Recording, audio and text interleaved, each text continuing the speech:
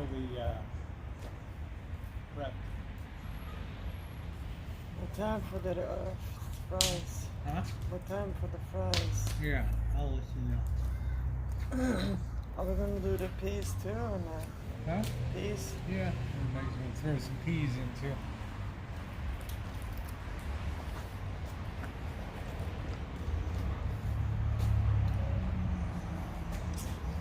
All right, welcome back, everybody. I hope we got no black box on the screen. Vintage Soul Seeker, Charla. How you doing, honey? Hello, Beach. Black box, okay. Should be gone now. Is the black box gone now? Hey, lovable rogue. Better, thank you. It'll be a cold night tonight, guys. I'm gonna put a little more stuff on the fire here.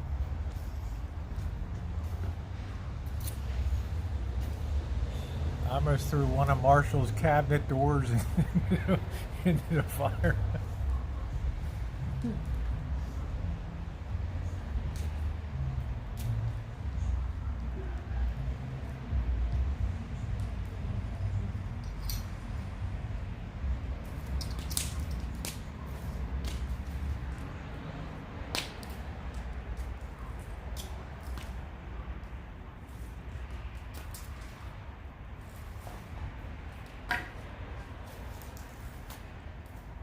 After that burning wig. Oh.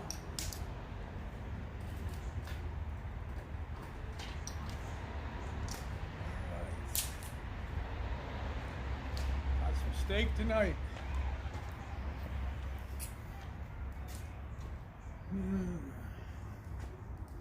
Let's get that fire nice and toasty tonight. So, good evening, Maggie. How is everybody? We're going to get that fire going a little bit. And we're going to have ourselves a little bit of beef tonight. It's what's for dinner. It's a cold night on the Rancho. Yeah, I'm going to make everybody s'mores, right?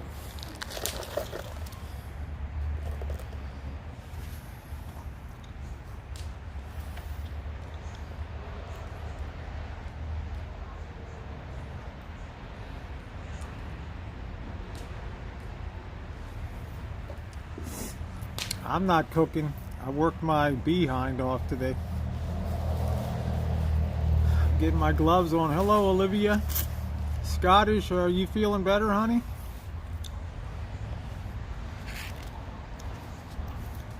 Yes, I'm gay and happy and gay. The fire pit is a copper one. Yes, it is. Yeah, it was an interesting afternoon in the shack, huh? I'm gonna have a couple steaks tonight. I figure I better treat all the hands tonight, all the ranch hands. Hello, Toots.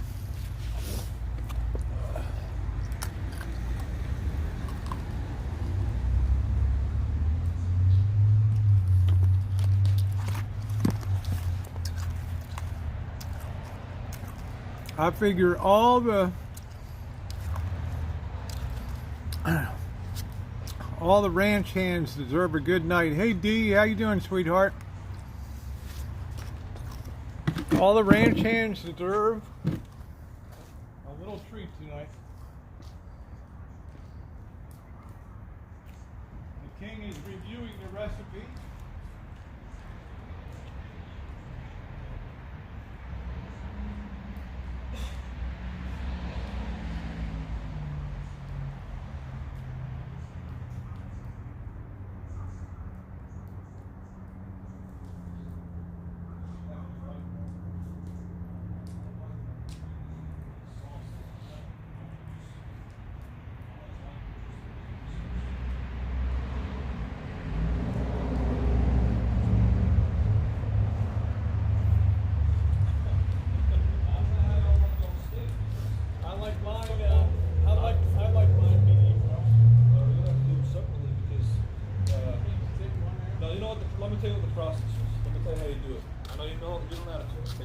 works. Same. You get the pan really hot. You season. You put a lot of pepper on there with salt. Rub it with a little bit of olive oil. Put pepper and salt, and then put it up really high. And you sear it on one side. Once you sear it on one side, you turn it around. You put the top on, and you let it sit. You have to put a little butter in there too, and then you let it sit. The longer you let it sit, the more. This is not a. If you wanted me to make a gravy sauce, the gravy sauce I'd have to cook them, take them out, you know. Let's go simple, man. But I want to. But I'm just saying that if you want them to cook differently, you're gonna do them one at a time. Yeah. How do you like this thing? Medium. Yeah, medium is fine. We're all medium, man. We're all meteor, man. I mean, because if you want a gravy, then I'd have to.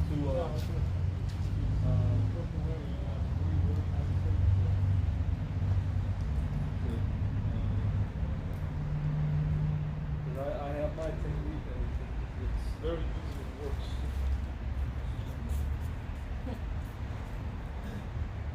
He's got his techniques. Allow me to place the golden skillet. I think the HP sauce is what this is what it's all about. That's why I bought this. It's all about, man. I can make a gravy too. That'll be That's separate. all right. Whatever is easier, man. We'll get to the main event. Jen's got the checkers fries. They're going to be, we had checkers left over from the party. And we got to use those bad boys. Any girls want a silicone job?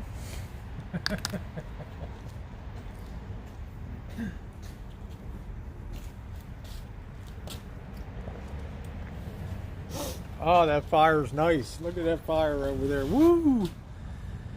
Look at that fire.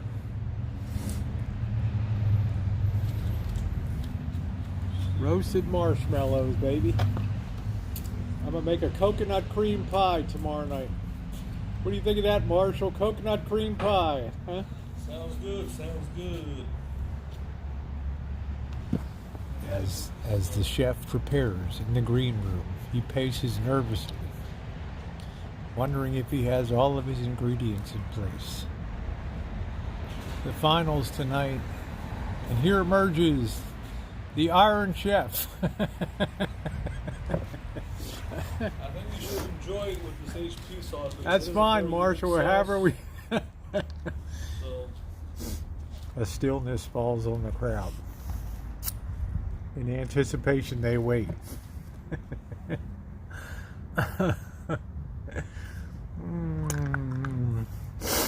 That's it.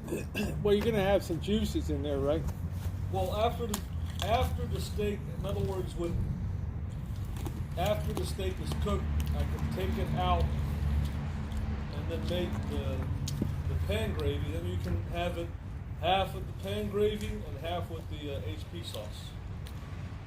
All right, man. But the HP Well, you're sauce, all set. You got your golden griddle. Yeah. Well, you need to get some foil out here and another plate to put the cooked steaks in.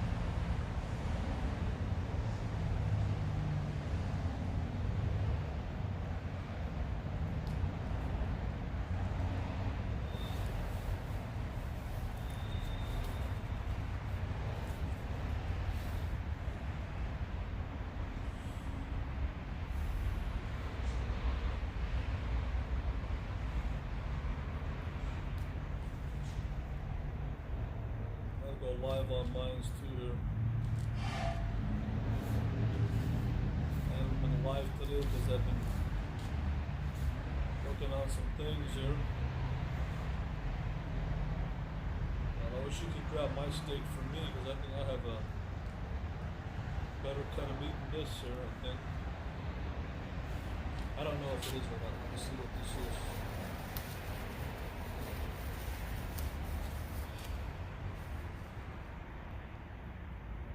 Man, it's all good stuff.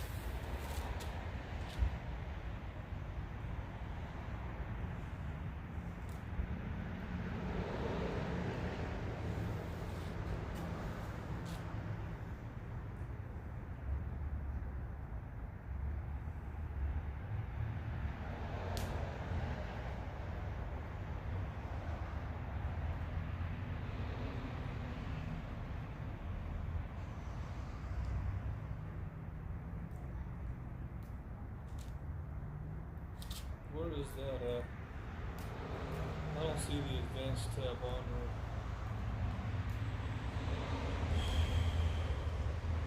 Setting, there it is.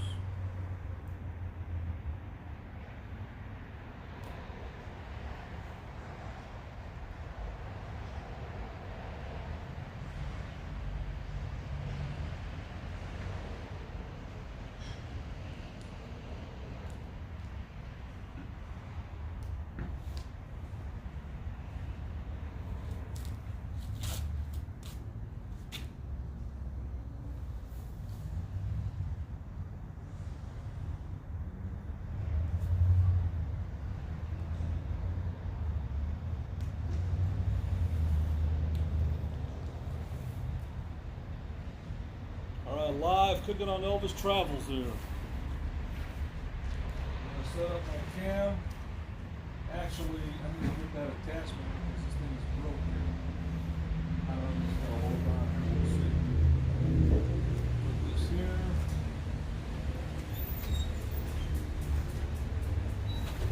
Now.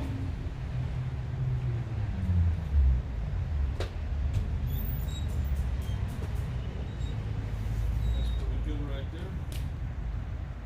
Cast iron cooker. Okay.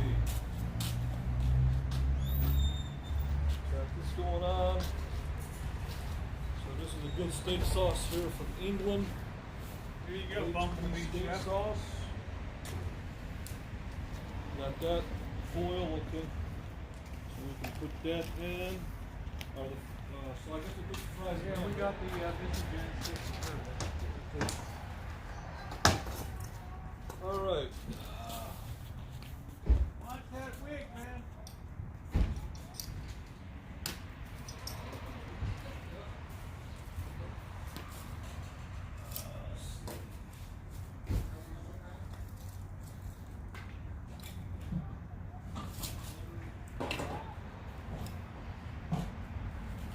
Burning one of you, man.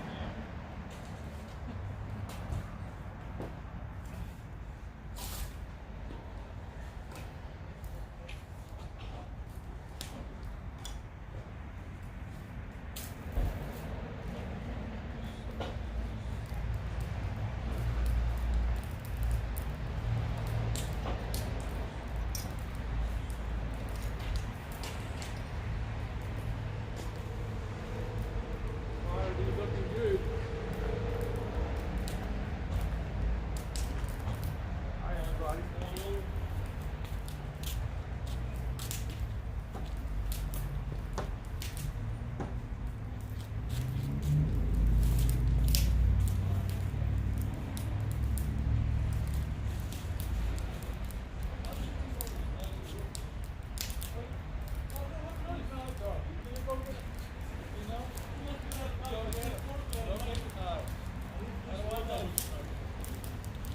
I had like 3 knives and she took all of them. What am I, your gopher?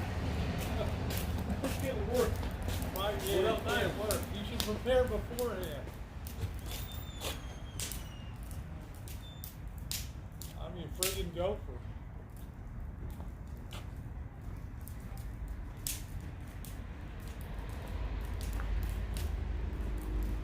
Ah.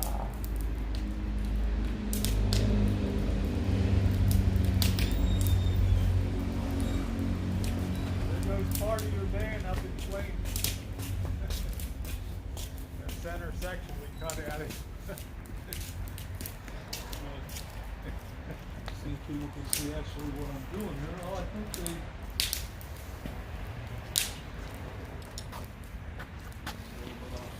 they. It's a silicone job. I think they can see this is pretty good. Okay. Matt and Eric, how you doing?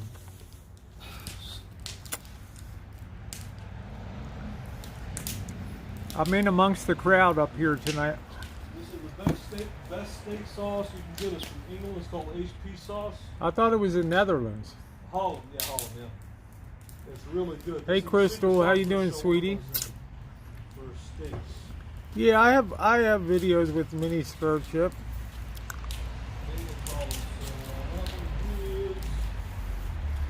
I have one called My Marilyn Monroe Moment. I went over a event at a hotel and the whole dress blew up on me. All right, Matt and Eric, awesome. Glad to hear it. Silicone me up. There you go, D. Hey, Brian, how you doing tonight? Hello, lovable rogue in the house. Oh, thank you, Joey. What else you need, Marshall? You got a fork or something?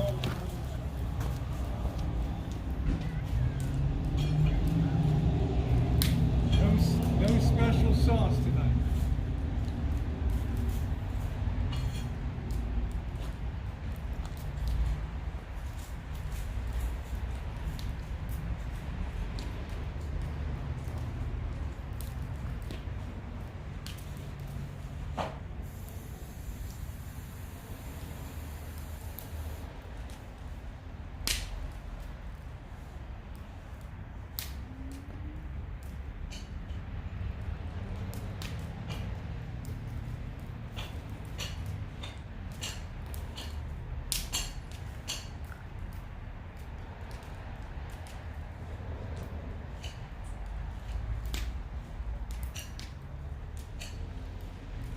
Another wonderful night at Kitchen Stadium as we await the great master to take the stage.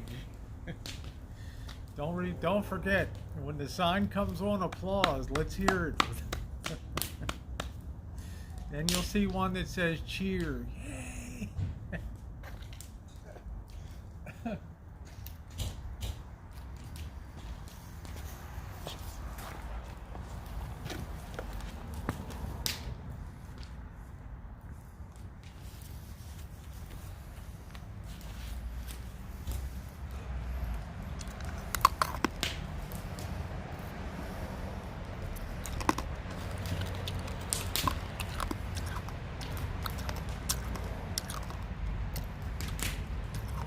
We're having a steak tonight. I figured I better treat the troops to some steak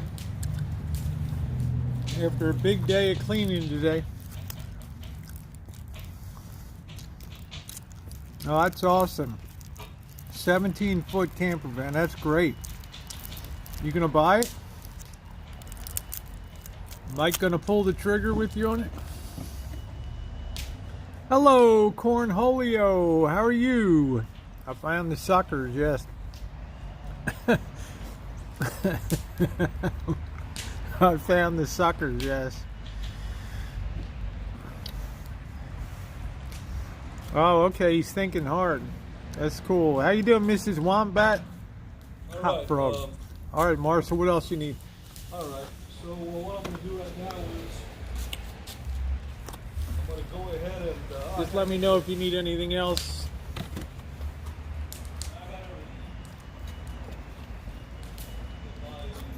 I got my stinking fish gloves on if you need anything. I got my stinky fish gloves. got everything here. So the camera rolling. I'll be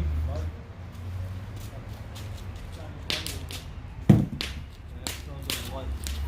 Huh? That doesn't light.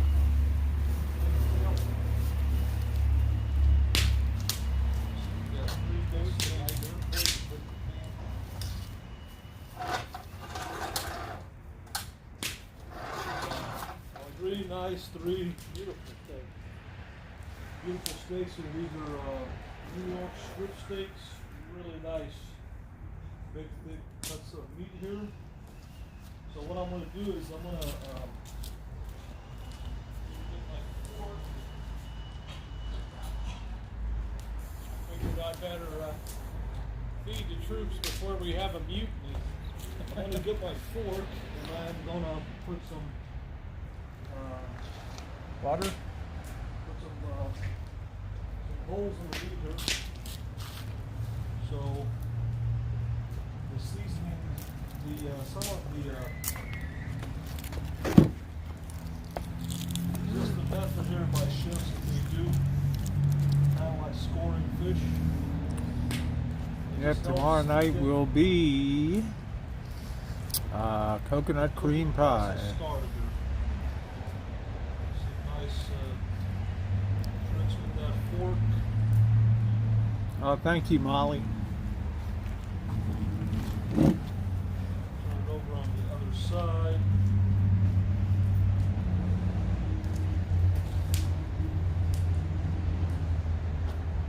Put some holes in there. The salsa kind of dip. Everything on.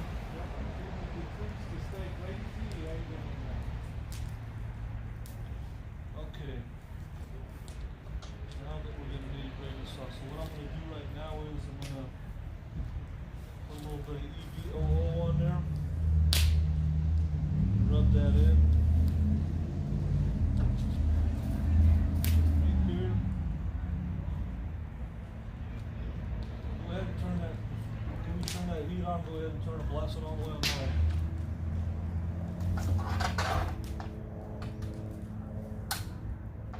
Get that pan as hot as possible. So what we're gonna do is basically Cooking on this thing. yeah, we're gonna sear these on one side and turn them around. We'll finish cooking them on the inside. I'll take them out and make the gravy, and you can have it. I guess we do have to let them sit in there. Let them cook it properly, depending on how much you want them done on the inside. I like mine to medium well. Yeah, we all like medium well. Rub this EVOO,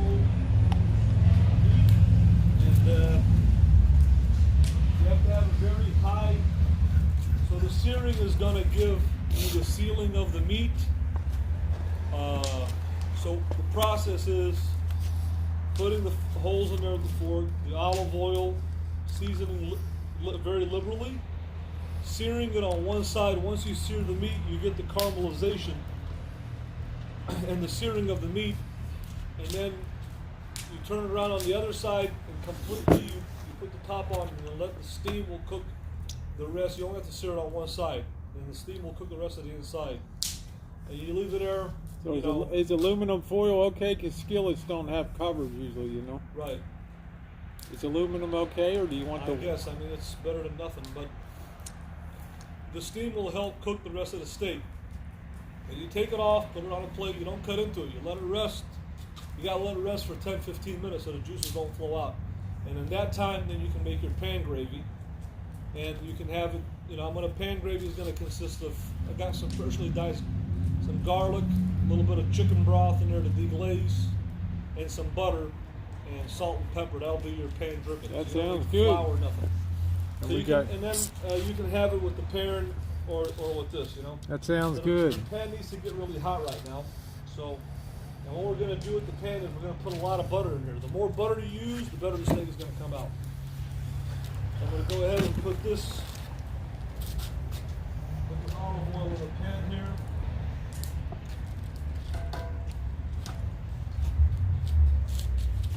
That pan needs to get really hot. Is it all the way up, Rosie? Yeah, it's all the way high. It's really hot. So high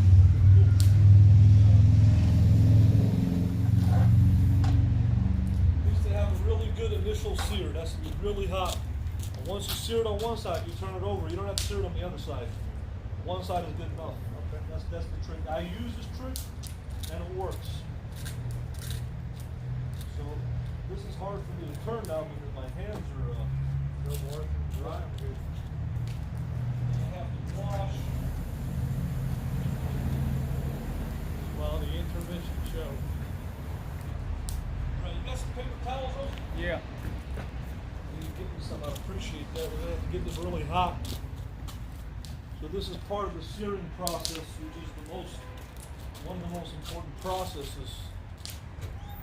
So you take it, you sear it about 3-4 minutes on one side. Probably it would take 3 to 4 to 5 minutes, depending on how hot your pan is. And yeah, if I can just get a few of those, because I need to try to get I can't really turn that shaker. I gotta get my hands dry. Give me another one if you can. Alright. Let's see if I can turn the shaker. I always get my hands where I can't turn anything.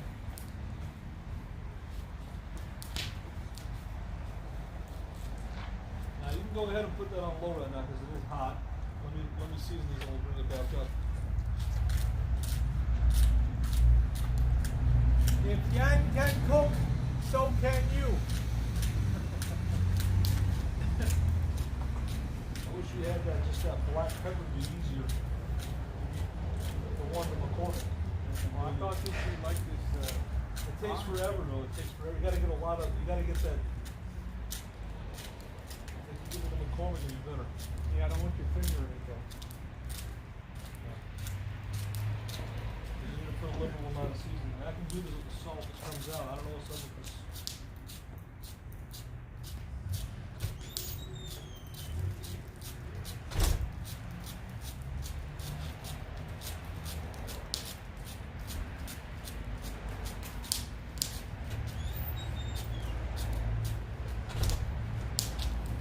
Pepper ain't cheap.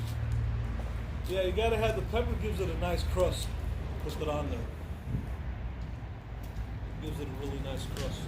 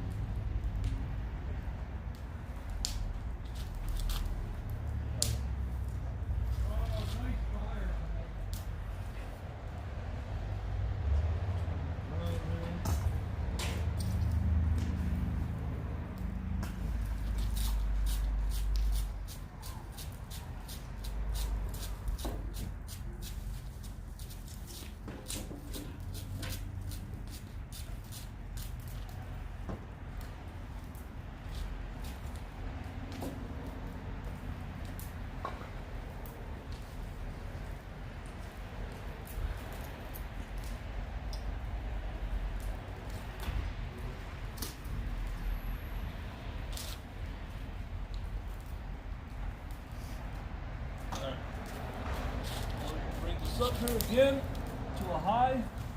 I got a really good initial sear. Go ahead and throw my butter down.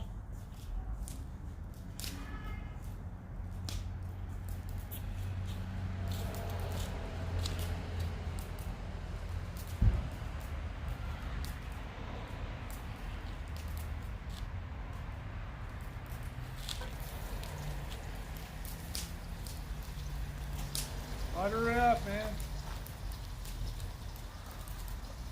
If we could put this on top of this, Rosie, because it's not level. Put what on? Let me lift it up. You put this. Let's get this up a little bit here. Will that come up? That's more level right there.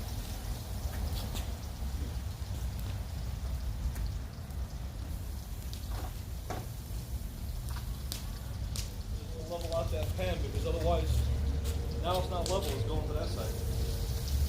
You gotta have the pan come more. No, this way to me. And now it's. Why did you put it? Perfectly level. It's up there really good. The oil's coming on this side, so it's a little bit. It needs to come up on this side a little bit. I gotta get a piece of shim to shim it up.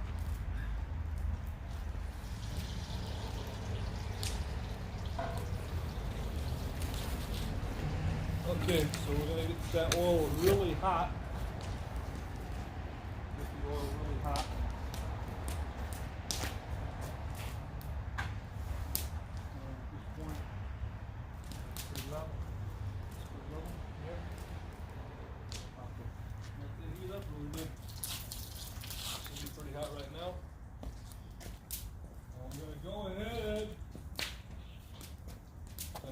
steaks in here, see what the oil hot. All right, drop those babies down. Not really as hot as I want it to be. I don't know, Jessica. I just eat it. I don't. Hey, Sherry. Hey, everybody. Valerie. I just eat it, man. Just throw that steak down. The good news about this pan, it gives us a good browning.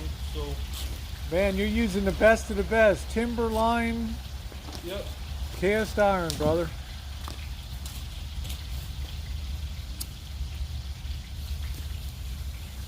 Let that sear away.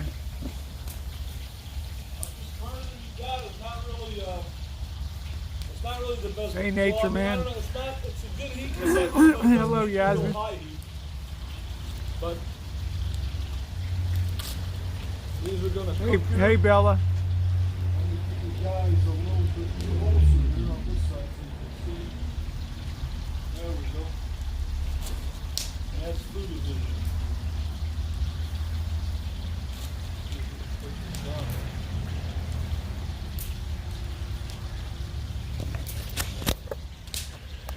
Eat your hearts out, guys. Steak night on the Rancho. Here we go. How you doing, Nathan? So what happened to that big, can you bring me that big top that we have for the wok? Do you got anything this diameter, a top, anything? I thought you were using foil. It's not good enough. It's not going to seal up good enough for the steam. It's like sand. It's like Sanford and Son around here. So I'm going to have to sit these here. Probably going to take about 5 to 10 minutes, maybe even more, to get a sear because we got 3 big steaks. We don't have the best. This is a good medium heat conductor, but it's not a good high heat conductor. So, got to get a good sear on this meat here. So, see, it's pretty hot on this side. And on this side, I don't know if it's bubbling. Let's see.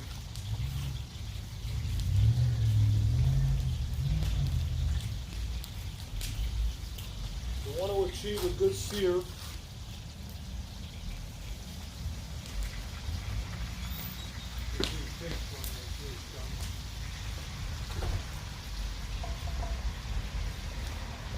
So, achieve a good sear with that.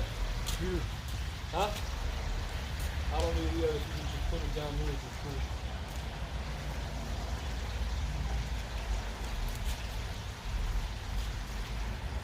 So the thing with iron skillet is you get a good medium heat.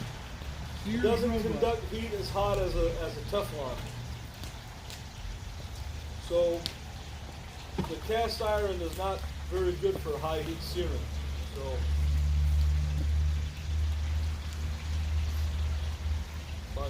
this is going to take a while to sear here.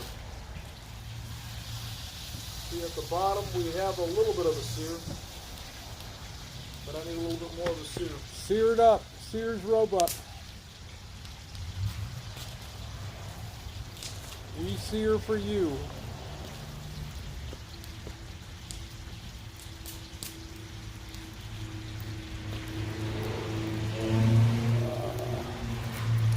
This is my treat tonight. For all my ranch hands today.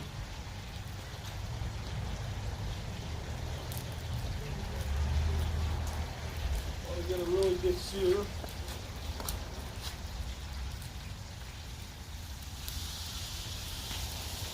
Got a pretty good sear, not bad. Let me check this one here. Oh, we're searing on up. Searing on up. Yeah, it's good, Linda. I'm making a coconut cream pie. A little bit of a sear here, so I'm going to go ahead and Yeah, thank you, Toots. I'm going to go ahead and turn these around here. See, it's got a little We're bit of having sear. peas and fries. And at this point, I'm going to go ahead and see the iron skillet did a good job.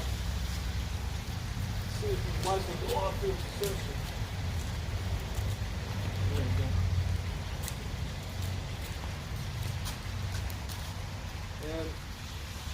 They look pretty good, huh? Thank you, kitty. So at this point, they're seared on one side. And what we're going to do right now is I'm going to put the foil on the top, capture the steam. Hey, Go ahead, JK, put this on low. you're the mod.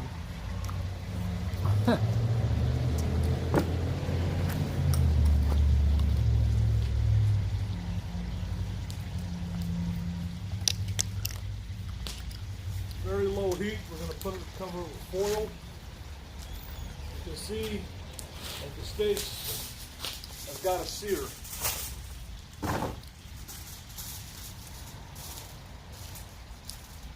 We're going to cover these.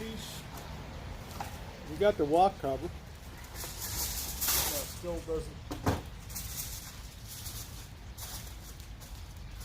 going to cover these really good here.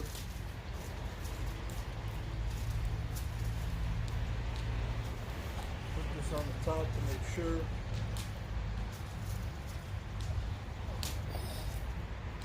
And We're underway. got this on very low. And What's up, David? that's gonna sit there and steam. You don't have to. It's fine. You got your sear, and now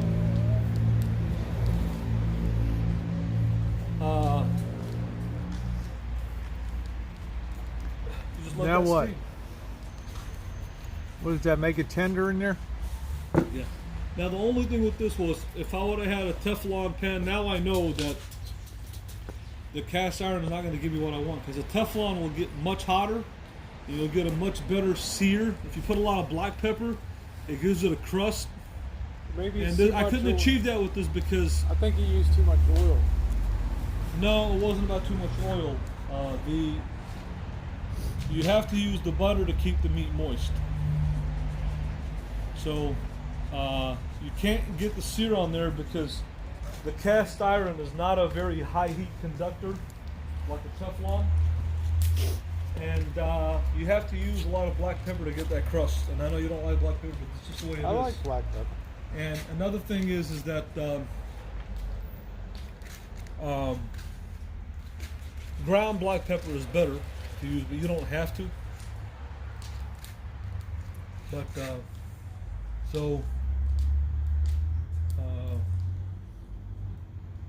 yeah, I guess what I can do is once they're cooked, I could take them out, let them rest, then I can drain all that butter out. Then I'll have the fond at the bottom of the pan, and then I can make a concentrated sauce where I just put a little bit of butter. The butter is in there is to help to keep the meat moist. Okay. That's what it's about. But once I can make the sauce, I can drain all that butter out, and then I could now I'll make them concentrated beef pan dripping. I put a little bit of butter and just a little bit of chicken stock and some garlic, saute some garlic in there, and then some black pepper and salt, and that'll be your pan dripping. Hey man, we got that shop cleaned up today. Yep, that was a good thing we got that done. Yep, good thing that's done. That's one less thing to worry about when the rain comes. That was that, and I made some calls today and scrambled around for some answers for some things. So but that was a good thing we got that done, because you don't want to be at the mercy of the weather out here. No, The wind and it's the really rain gonna and get, it's really gonna get cold in Kitchen Stadium in a while. So How you doing, Tammy?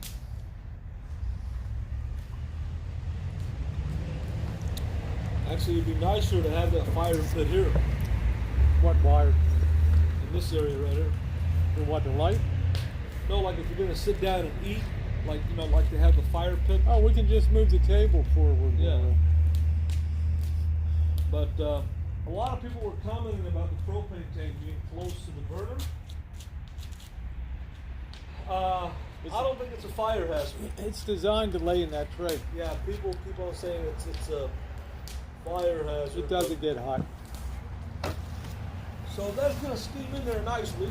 Okay. End up cooking on the inside. I guess the cover will keep it moist, huh? Yeah, the steam. It's about seasoning, searing. The butter keeps the meat moist, and then steaming. You're cooking the inside, and then after you're done, you never cut into your steak. You have to let it rest, or all the juices will flow out. You have to let it rest. But by the time you let it rest 10-15 minutes, the pan drippings will be ready, and then you can serve it. You can have it where you could have it with half with the pan drippings and half with the HP sauce. But the HP sauce is really good. I mean, I don't have to have the pan dripping, but you can. Mushroom, if you're going to make a sauce for beef drippings, it's good to put mushrooms in there and caramelize some mushrooms. A mushroom pan drippings is really good. Somebody asked, won't covering make the meat tough? Well, I sure tenderized that chicken that night. No, the covering, what that does is it helps you to cook the inside of the meat, and it actually, the juices are already seared in the meat because we seared it, so the juices are already sealed in. So that's why the key is you never cut into it. You let it sit for at least 10 or 15 minutes before you cut into it. All right, well, fries are coming along. Got peas. I think Missy Jen's gonna eat inside because it's really cold out now.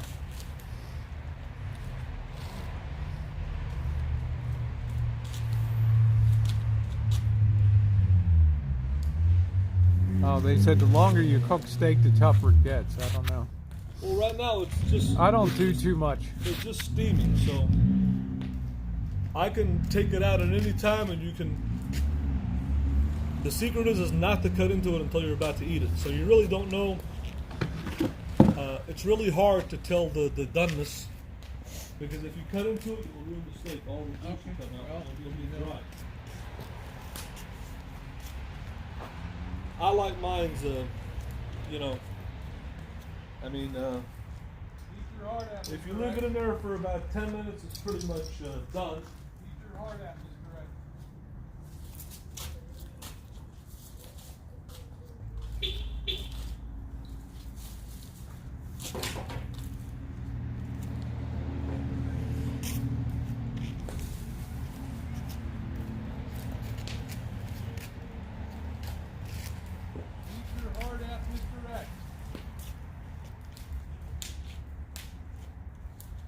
Now all you're doing is basically you're just steaming the meat.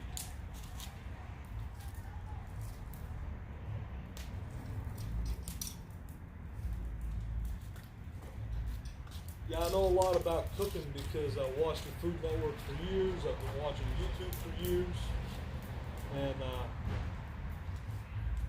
that's how I know how to do these little techniques. So. Well, we can do transfer when you're done. Just put that stove over here and use that for the eating table. Roll it forward if you want. Well, yeah. You can sit here and I can sit there. We can eat right here. This is level here on this concrete. Once you take it over there.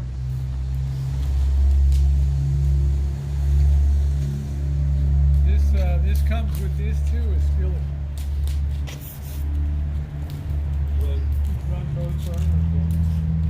And cooking the steak, this is the best steak I ever had, was a pan steak when I got this thing, but it tastes better than grilling it or broiling it. This is the best way to make it. All right. But the thing is, this is the question. I've never done it in an iron skillet. I did it in a Teflon pan, and I know what to do. But with the iron skillet, I don't know. It's there's less of a char to it. There's less of a searing to it on the iron skillet. The Teflon really sears it and seals those juices in, and you get a crust. And you get that caramelization, that crust. That you just can't do it in the iron skillet. This is more of like a medium crust.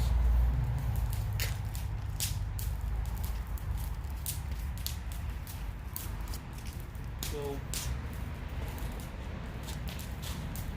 I just think that the iron skillet is it's an overall good, even heat conductor, like a medium heat conductor, but it doesn't go on the higher, it's not a very high good heat conductor, you know?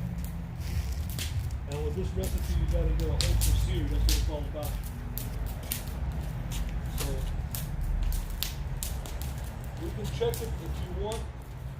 I can check it and see, because I've never heard That thing's gonna be hot. Okay, I can check it and see, but I think It's only a Dollar Tree plate. right. I don't feel a lot of heat down here. Let me see, just a little bit of heat. So it's really on a steam. Very low heat. So I don't know how well that's steaming here. Pick the heat up.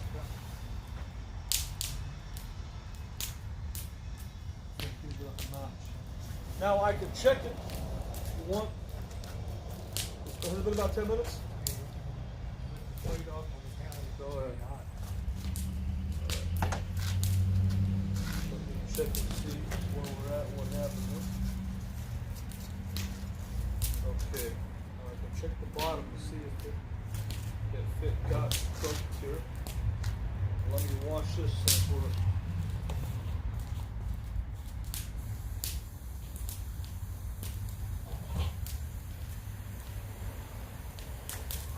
No, good. You have to do whatever you can to avoid cutting into the meat because that'll ruin the steak. Let's see what happened on the bottom. You see there's a nice sear on the top. Let's see what's cooked on the bottom. Well, it's supposed to go so it doesn't get dry. Because if you sear it on the other side, it's going to be dry. So I don't think it's done. But if you want to go let it rest, if you want to let it rest for Whatever you think is best. well, to me, it could be a medium rare right now, so I don't know. Whatever. You'd have to let it rest either way before you cut into it. Heat up. Medium well, right? Yeah, I mean, to me, I don't think that it's done, but the thing is never to cut into the steak like a room, so. Well, if you're, you want to cook it, Rosie? Do you want to cook it?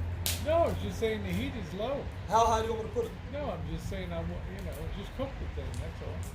No, Well, I mean, it's this is the way that I know to cook it. I don't that's even know- fine. know I'm what- not complaining. I'm getting. I mean, it money. sounds like you want to cook it, so. No, I don't want to cook it. Okay. This is the only way I know how to cook it. If I turn the heat up, it's going to turn into rubber. That's fine. And I can't do it a different way than this.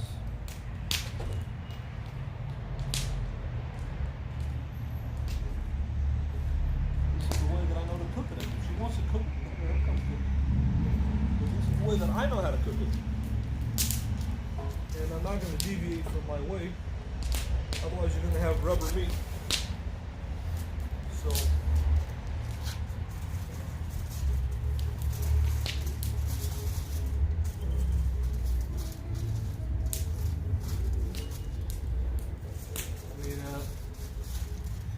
But if she wants me to turn it on high and have rubber meat, I'll gladly do that for her. I'll give her rubber meat.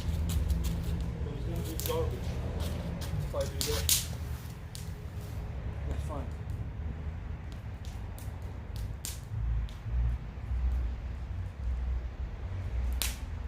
I haven't turned it up. At this point, I really don't care how it comes out because you can't rush this and put it on high heat. It's going to turn into rubber. So, that's just the way it is. So I put it on a little bit higher. There.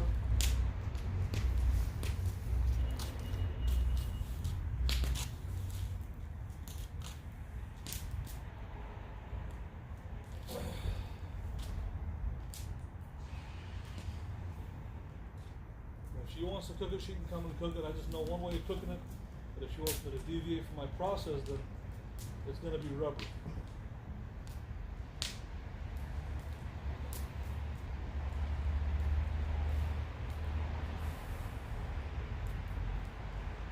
At this point, she's telling me to deviate from my cooking process.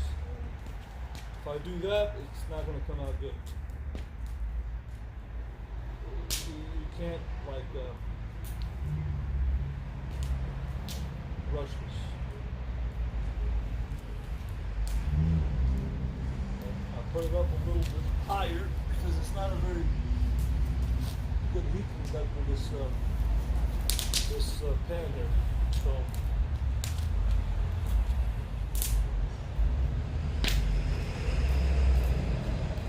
Can't cut it to the steak.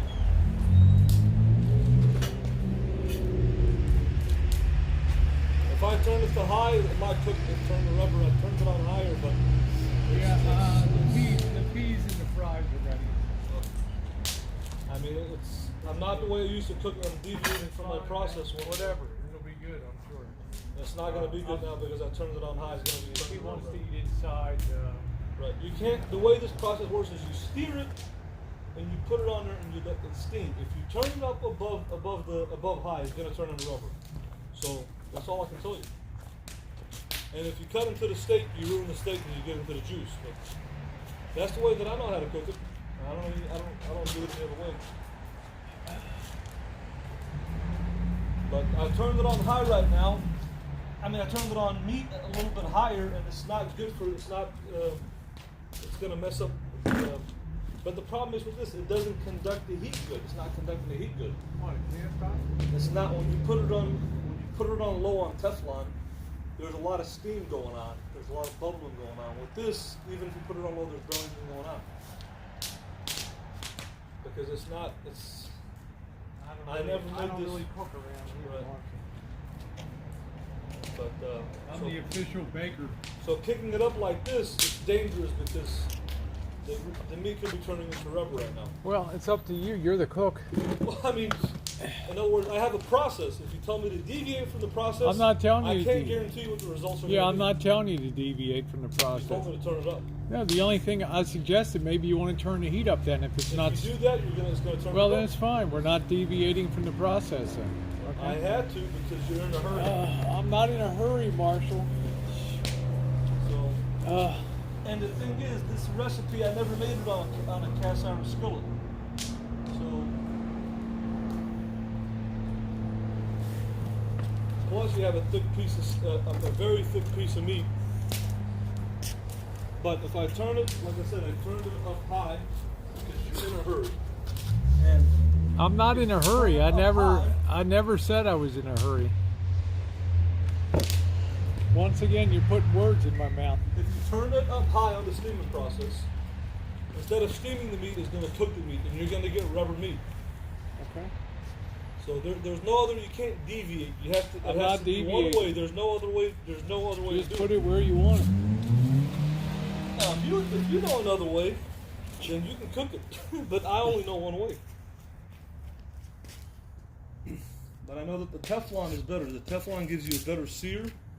Hey man, And plus, when you put it on low, it gives you a better steam. I'm only here to assist and just You're telling watch. me to deviate. I'm not telling you to deviate. I don't know what your plan You told me is. to turn it up. No, if you said if it's too slow, then give it a little more heat. That's That's all. not the way it works. Then that's fine. This isn't bacon. I'll sit here till midnight, Marshall. With It doesn't bacon, matter. it's measuring, okay? When you cook, there's a method. And you have to use the method that you know that works. If you deviate from the method, Okay. it's like saying, We're I still want on to put two teaspoons of Yeah, salt I'm in your just saying oatmeal we're raisin still on cookies. the method. Let's So just it's not yeah, worry about it, exactly. okay? It's like me coming up to you and say, hey, let's put 2 teaspoons of salt in your oatmeal raisin cookies. Let me do that. And no, you're being like, no, it's only supposed to be 1 teaspoon of salt. So with baking, it's measurements. With cooking, it's techniques. Hey, Susie, how you doing? That's what it works.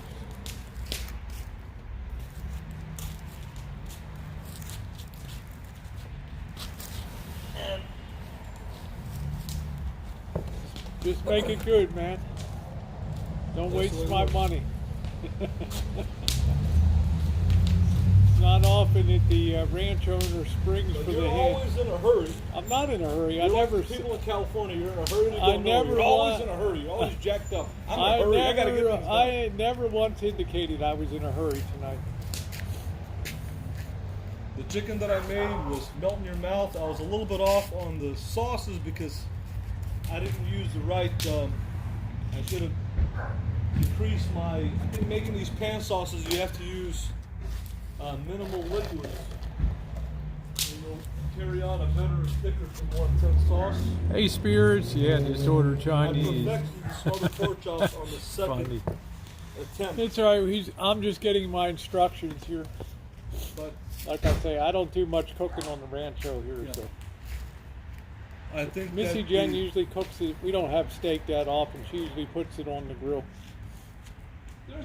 there's when you're cooking stuff on a propane grill, there's no flavor. You have to use charcoal to have flavor. You got to roast over open coals like the Persians and Iranians do. With the propane cooking on a grill, you're just steaming the meat. There's I no don't grill know. flavor. You just told me you did this before. So, You told me you did this before, so I'm just like, okay. you see all these restaurants that are Middle Eastern, none of them are cooking on a propane grill. They're cooking on. Man, we're outdoor camp cooking, okay? Throw it over on the fire over there. You know? But you can't. This isn't like it's bacon. And you be like, hey, you know what? I'm going to turn that oven up to 250. It doesn't work like that with cooking. It's all about techniques. That's why when I made that smothered pork chops the second time, it was the amount that I used and the technique. I got the onions darker. I got more caramelization. I got the roux extra dark, and I used just the right amount, because measurements are also critical in a way when you're making gravies. But you know,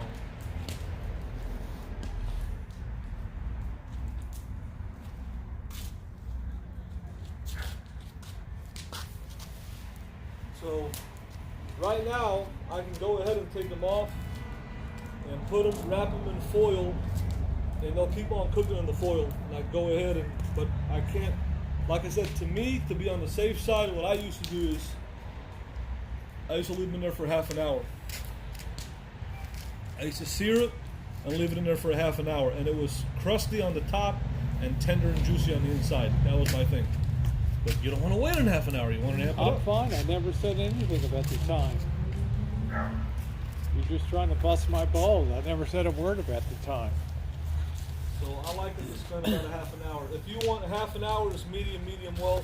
But if you don't want medium well, you can take it out at 15, 20 minutes. You're going to get medium, more medium basically. Whatever you think is best. I like mine's medium well. I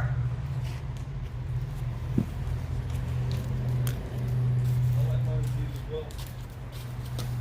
It's a low.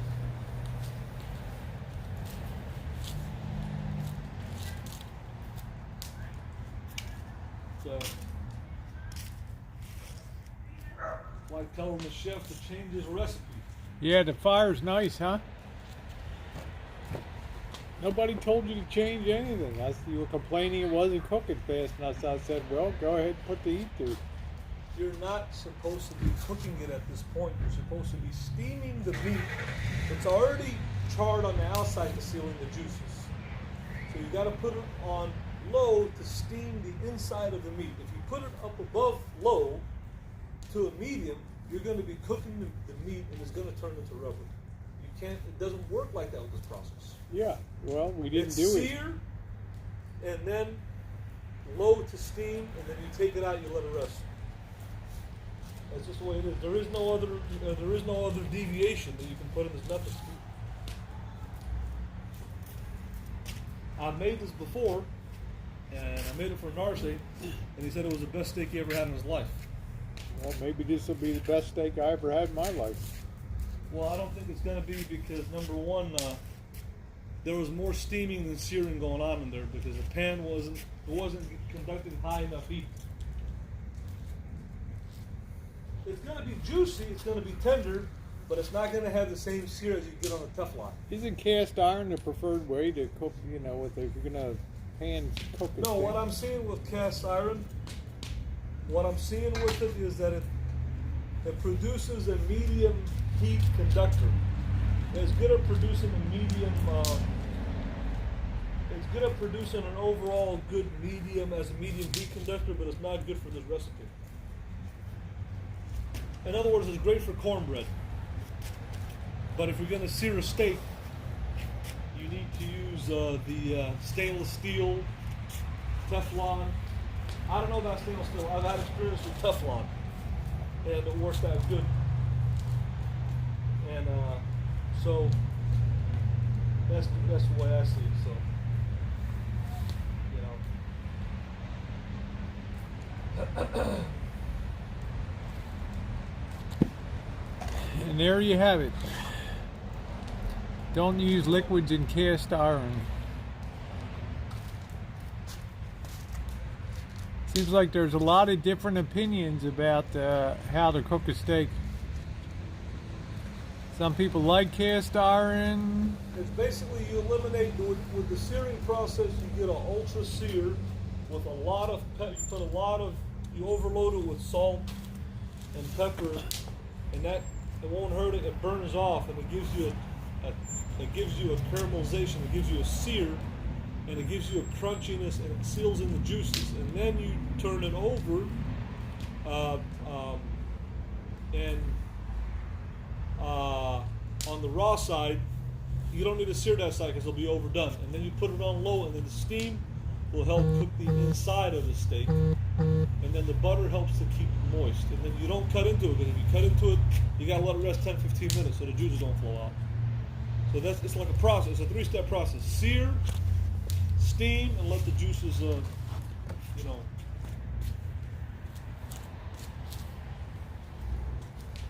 But the problem with the cast iron, you're not getting the searing needed.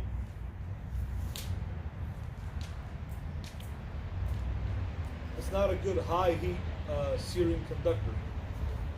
It's good at medium, basically.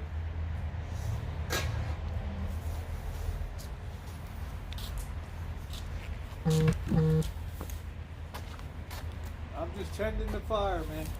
That's it.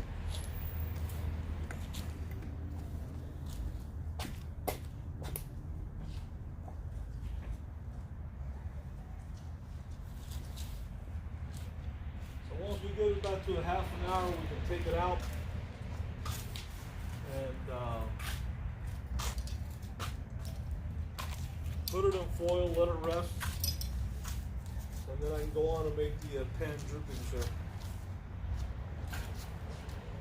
Again, this is the best steak sauce. This is the real deal right here. HP sauce from England, from Holland. This is the secret sauce. If you can get this and put it on a beef shawarma, it's the best sandwich you ever had in your life. This is the secret sauce that the Iraqis used. I don't know how they came up with this idea of the story, but this is a secret fusion. This is fusion Middle Eastern European cooking here.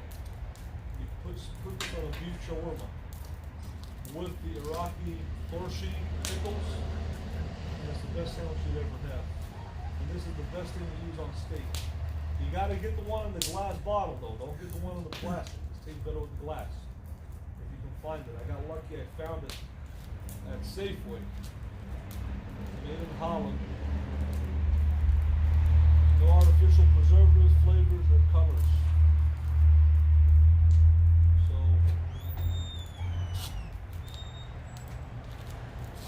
it says HP sauce is the original brown sauce, which since 1899 has the standard set standard of quality.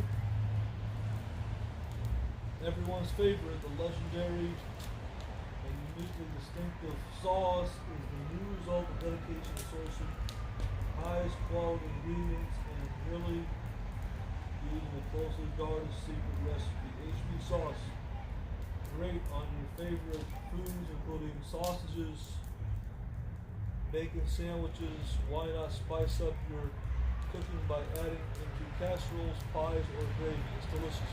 This would be probably really good on meatloaf too. Instead of using ketchup, you put this on and bake it into meatloaf. But this is the good deal right here. I bet you guys never had this.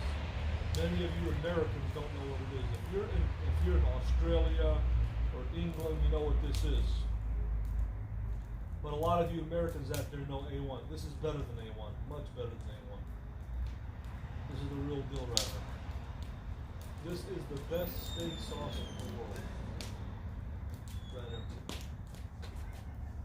there. Okay. This.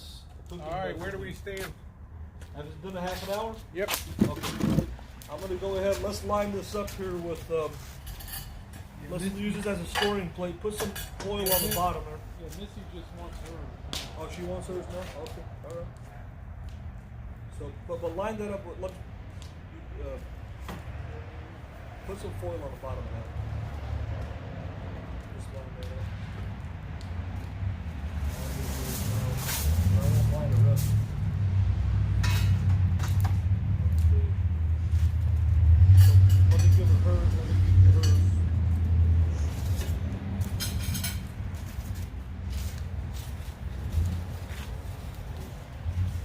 Which one does she want?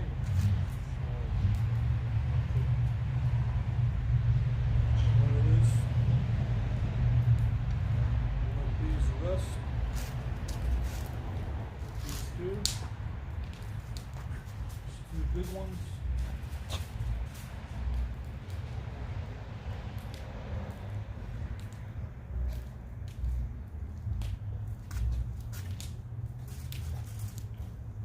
Now what we can do is There you go, honey.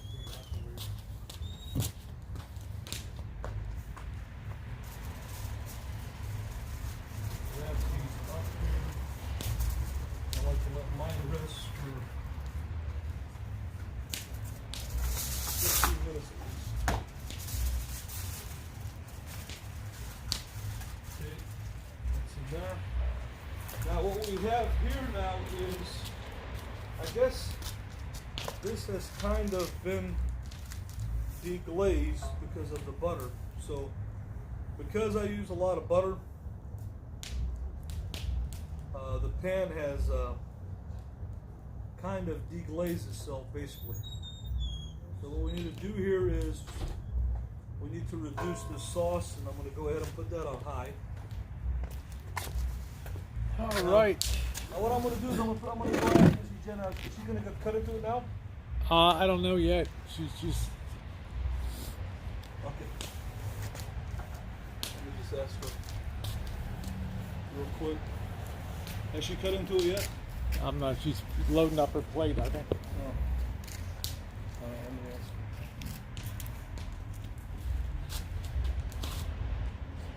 See what she thinks. There she is. The Witch of the West.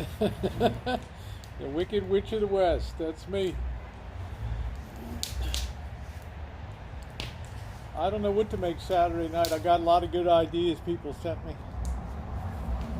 The Wicked Witch of the West. Burning Man. I'll tell you what, the chairman of the board has a much nice, he's got a nice fire pit. It's the real deal, like it's all welded or cast iron, I don't know what it is. But he's got a nice one. Well, figured this way, everybody's always got better than I have, right? Alright, so now what we're going There to he do is. here The Merchant Marine is in town. is this one, oh. I just wanted to show them, well, hold on a second. I think we're, let me check something here real quick. What? Okay.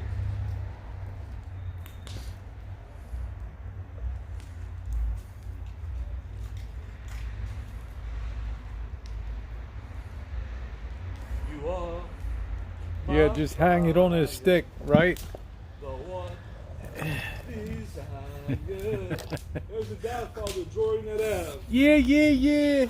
Show them how to cook, Marshall. They don't know what they're doing. You know how to cook a steak. Tell Rosie you're lucky. You get to eat what I make. Alright, there it is. Yeah.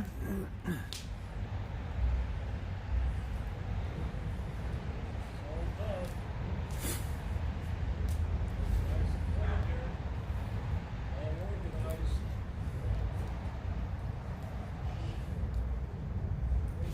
Oh, yeah, for you guys that didn't see the workshop. Looking good. Huh?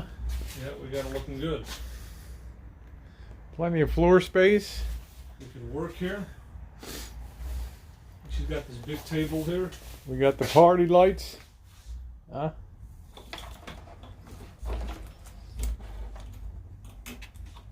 All light up. There you go. Yeah, there they go. The party lights are on. There it is, man. It's mood time. There it is. There Party it is. time. Yeah, thank you, Small Town Fishing. That looked nice. We got it all cleaned, all organized, so we'll be able to move everything in when the rain comes. Yep, and working here, that's really good, yeah. That's it.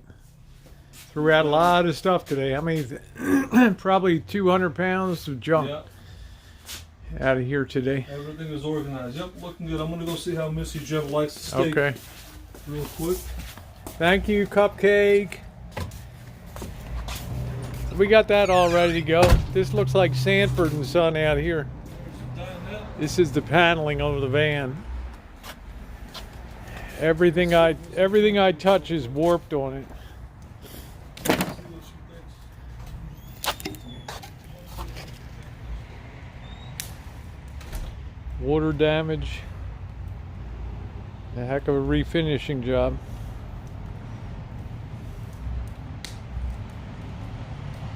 Love that for pottery, huh? Thank you, sweetie. All right, I don't know if I'm going to eat tonight. Forced Jan. I guess we're in the deglazing process now.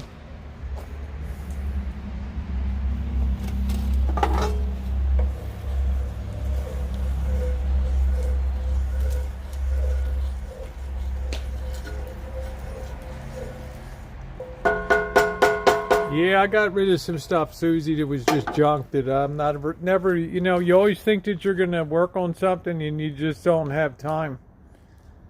You know? That's, yeah, I just ruined it. Yeah, it's well done. He'll be like, did you touch, Well done. he'll be like, did you touch that? What's that? They're saying I ruined it because I touched the pan. Touch the pan. What, with what?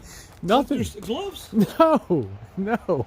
You touched the pan? No, they're just joking. With those nasty gloves? These are fish gloves. Those things are disgusting, man. So now what we're going to do here now is we're going to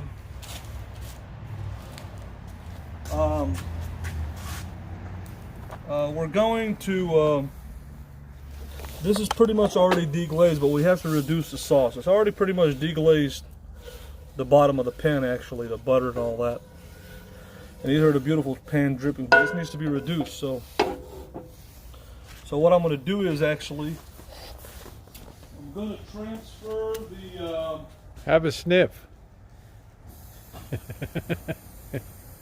Nice bokeh there, huh? I'm going to saute, I'm going to do a little saute here. All right.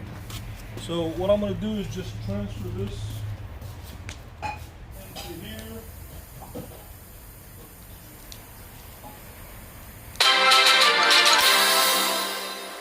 While that meat's resting. This baboon can't cook. Oh man, must be Let's see Vinny where we're again. at here. Why is this thing here? I was propping up the. Okay. It was leveling out the stove. Okay, so now this is pretty much deglazed the pan. What I'm gonna do? Oh, this is kind of hot here a little bit. Yeah, it's gonna be very hot. That's fine. What I'm gonna do is just transfer this here right now. That's pretty much the juice. The pan has already pretty much been deglazed. So what I need to do here is I'm gonna add some. Must be Vinny is I'm gonna back. do a little saute here. I'm gonna add a little bit of Vinny, I knew it. butter here and garlic. I don't need any just. You said you'd like just saying his name. Yep. Chop that butter in with those fingers. I'm gonna add that there. And I'm gonna just saute a little bit of garlic here. Let me Hey, pick this up. PJ. And what I'm going to do is saute a little bit of garlic here. And I'm going to just add a touch, saute the garlic here, add a touch. Once the garlic is sauteed, I'm going to add just a touch of the chicken stock. And this is going to further deglaze that pan. We'll put that back in there and let it reduce. And while that's resting, Never seen such crappy cook. so I'm going to go ahead and put the garlic in, let the garlic saute here for about a minute here. All right, I better go back up to my upper level seated kitchen stadium here. All right. All right, it's a long meal tonight. Better throw a few more logs on. I'm going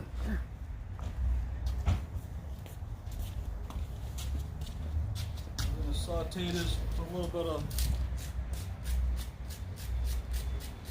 of sea salt, a little bit of black pepper.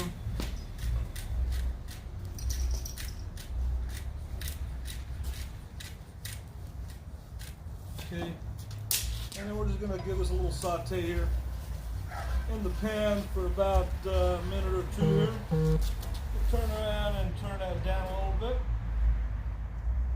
That's on a medium right there. Welcome all to baboon cooking classes. Sauteing that garlic there. Now we're going to throw in a little bit of chicken stock. Once this comes up to a high heat like this, just a little bit.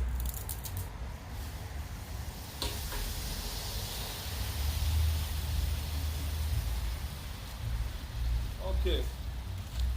Just a little bit of chicken stock. Go ahead and further deglaze.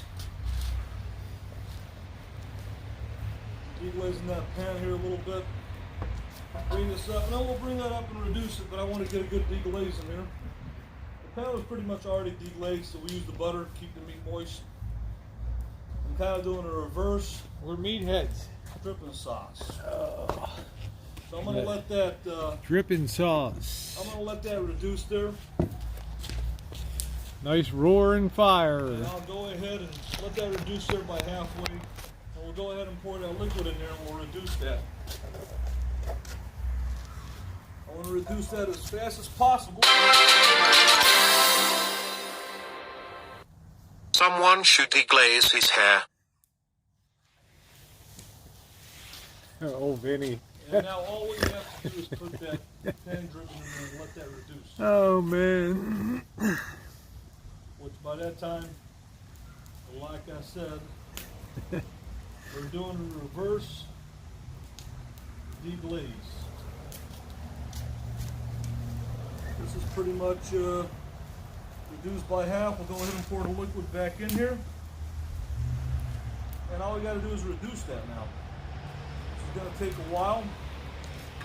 When you're ready, I'll have to put some fries and peas on your plate. Yep, So I'm we're not gonna gonna let this I'm not reduce gonna here. haul all that stuff out here. We're gonna let this reduce here about 50% here, and it'll make a nice little glaze. Add a little bit of this sea salt, a little bit of black pepper,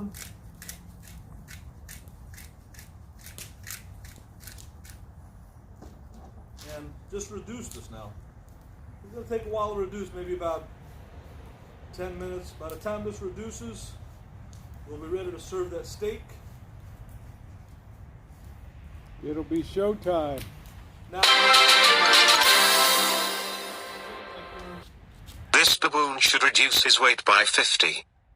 so 30 minutes is well done. I guess if you leave it for 5 minutes, you'll get a medium rare. 10 minutes, you'll be like a medium rare. If you go to 15, you'll be medium probably. So it depends. 30 minutes is well done. So would you say that 10 minutes is medium rare? 15 minutes Yeah. medium well.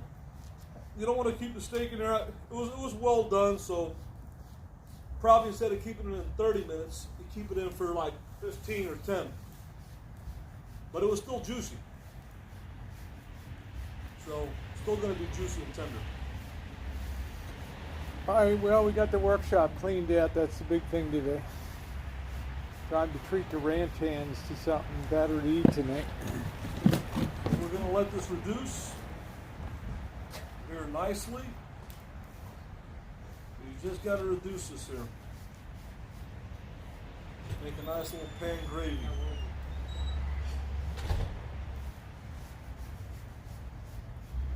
A lot of beef flavor in there.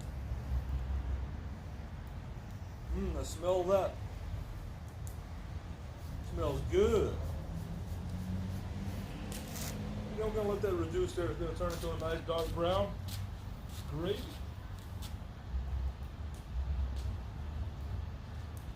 Now, you never sear a steak on two sides. It's against the rule of cooking. You only sear it on one side. You never sear it on two sides.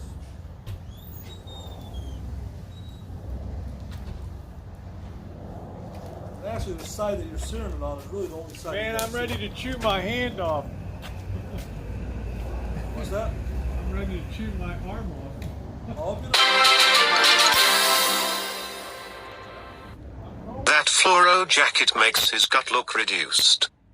Like, it's kind of annoying, really, because they're disgusting, and you're touching the foil. It's pretty disgusting. Fish hands. They are. I wish. I'm gonna buy you some new gloves. Those things are nasty. You see how that's reducing there, Rosie? I think this propane is almost out here, Rosie. What's that? The propane's almost out? Well, I thought it was going out. You don't need this thing. No. I want to reduce this just over to high heat. I don't need that. I can just reduce this. I want to reduce this another 25%. I want to get it concentrated. Let me get the light on. Now I don't. You should try this steak with a little bit of. Do you have a little thing where you could, like a little cup where you could put it manually? No. Okay. Now I'll just leave it in here and you can just spoon it from here. But this has to reduce here.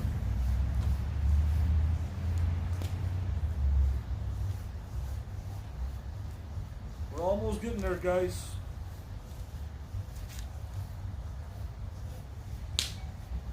We're almost at that reduction stage. It's reduced probably by half. We're going to reduce it another 10-15% here.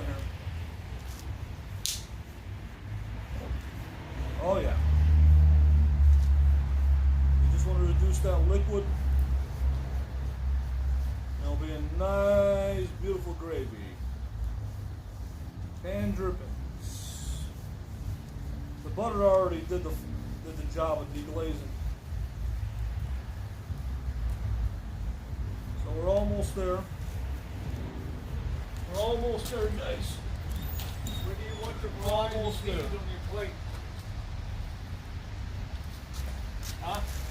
What's that? When do you want the fries and cheese?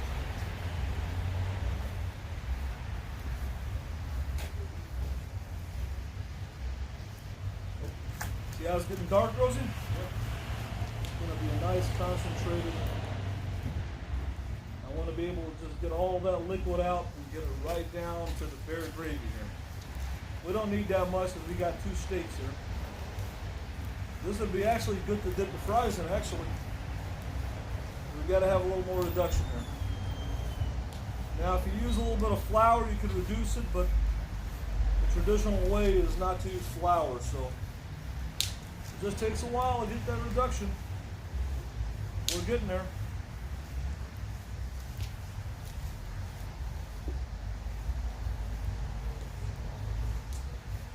It's going to be a very concentrated beef flavor here.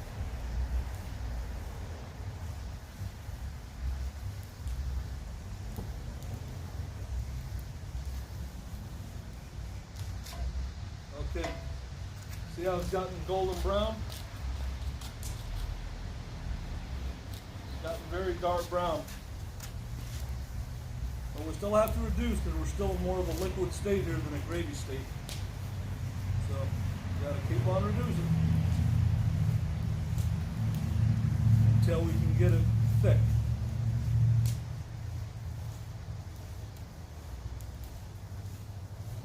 The more we reduce it, the better. How's the reduction going? What's that? How's the reduction going? It's going pretty good. I'm trying to get it concentrated and not. All right. We don't need a lot, so. All right, good evening, Hillary. I took my gloves off and washed my hands. The fish gloves.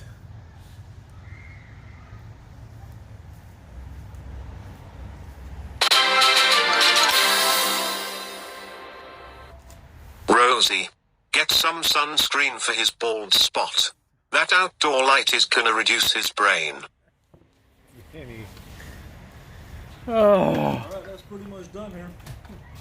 We've got the reduction. What's it look? All right, so it We're ready to plate, right, so let you me can get get your- some. You can get a. You can get a. You can pick whatever one you want. And now I want to get. Or you want to get a tablespoon so you ladle some of this on. You want to get a tablespoon so you have it.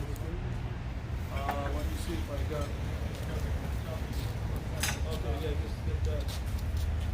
This has been pretty much Man, I need reduced my here hand at this point. to the glaze here. And we're ready to serve that on the meat. That's done.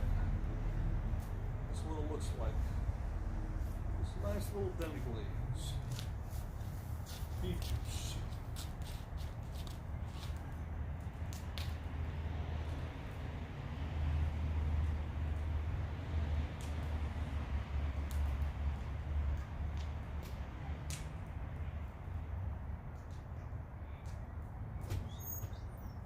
You can go in there and get your fries and peas. Okay. There's the demi-glaze. Now, let me just, you got your ladling spoon? No? How you gonna put the gravy in there? I thought you don't have a spoon in there? I don't have, I told you, you get the gravy spoon. I got a spoon here that will take forever to do a gravy spoon. Hold on a minute.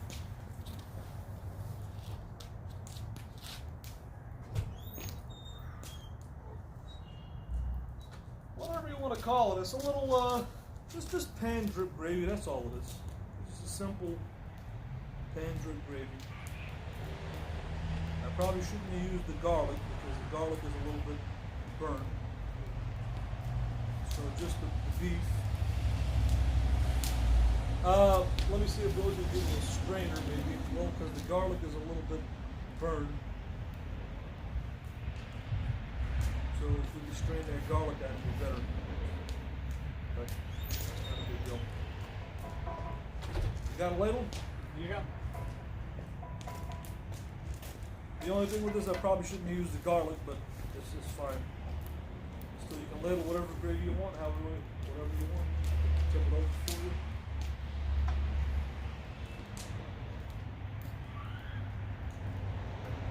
And this is the moment of truth, and we can try it with the glaze. And we'll get. I want to fill you. Don't worry about me. What do you want?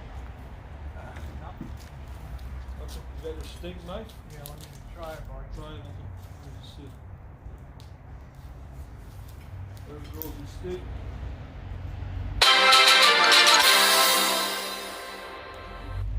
I wouldn't even call it axle grease.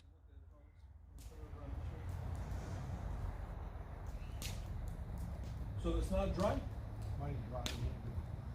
It's dry? Might have dried a little bit. I'm asking you, is it dry? Yeah, it's a little dry. It's a little dry, okay. That's a little dry. So is The it too well? steaming just like made it more like So it's not tender? no, it's okay. Made it more like a poach. So it's overcooked, it's not good.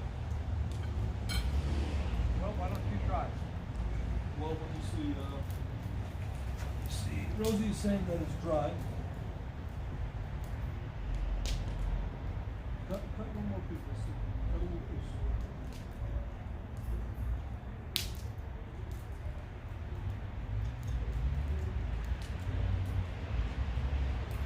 So it's over. All right. Well, you want to try with the Yeah, HP sauce? with the Go ahead and try with the HP sauce.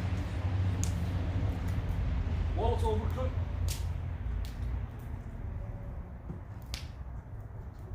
So is it dry? Is the meat dry? Is it not tender? Is it just dry basically? It's overcooked. No, it actually became. I think it actually became like it was poached or something like that. Okay.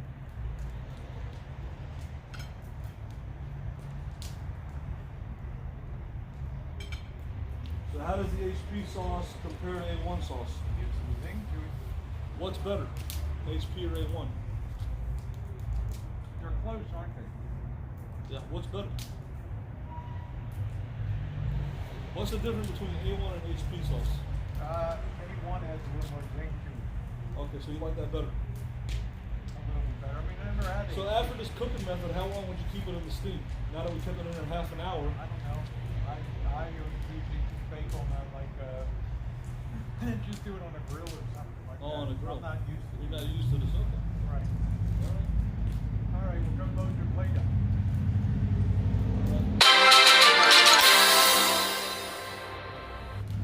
Another Assyrian cooking fail. Stick to riding camels. Can you get that light out of the way? It's so annoying. What's the point of that? Where's it going to? Oh, it's going to the van. Okay. It's just pointing in my camera. It's messing up my whole. Well, now you're over here. Before you were over But here. can you turn it just completely away? It's really messing up my. You're ruining my scene Oh, over okay. here. You know? Oh my God! I need my camera here then. You're not so completely away. Well, it doesn't make a difference now because I've already turned the camera.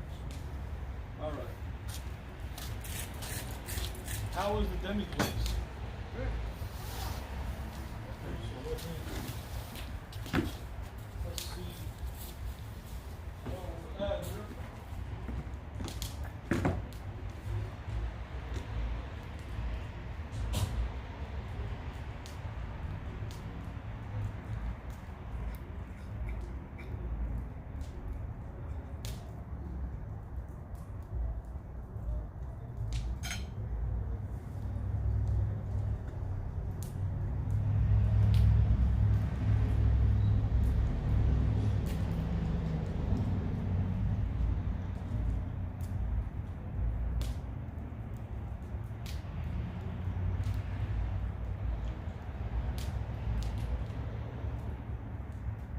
Tomatoes, malt vinegar, molasses, sugar.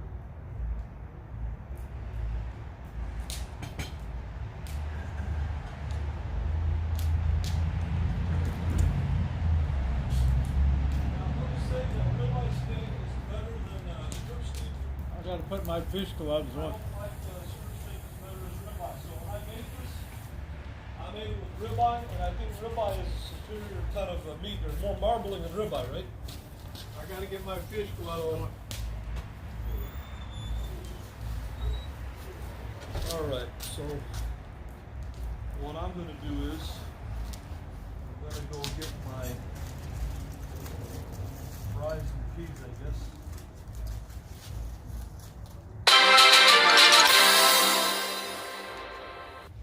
The toughness of the failed steak is judged by how much the table sways when cutting it.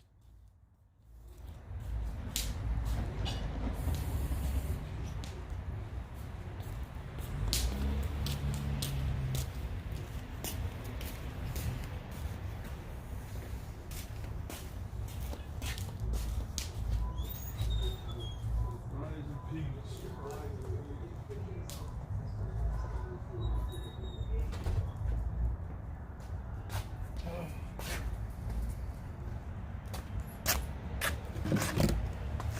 Woo!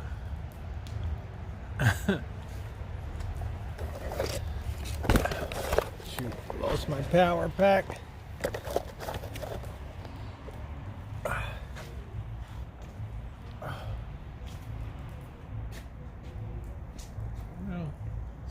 steak, steam steak.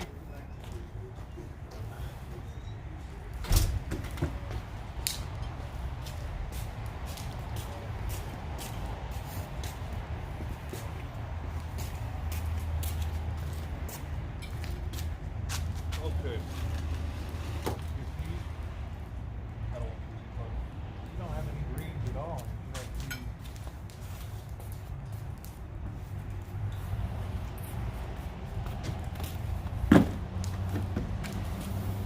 all right.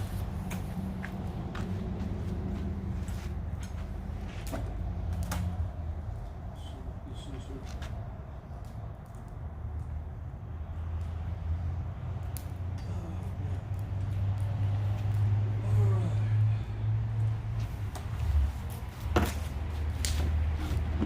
So according to Rosie, she's eating a poached steak. She's not eating a pan-seared steak. All right. Let's see. A lot of juice there, which is good. Pretty good. So let me try it without the. Now I'm not sure if you're supposed to cut it this way. Is this way about a grain or the other way? I'm not sure.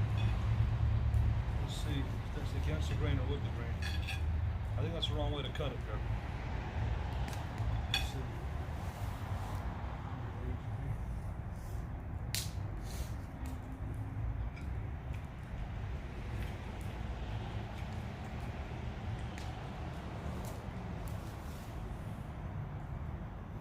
No. Definitely not as good as ribeye. I don't know if I'm cutting the steak the right way or if it's this way.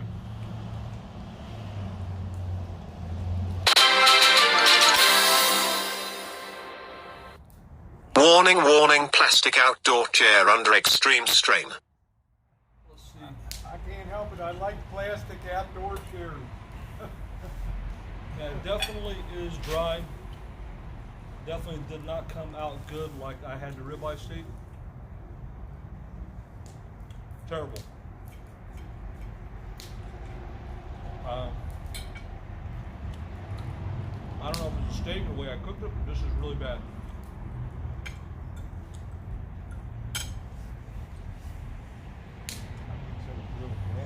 Well, the butter, yeah. I don't think it's the way that I cook the steak. I think the problem is that this is not as good as ribeye steak. Well, the New York strip. New York strip is not a good steak at all. And then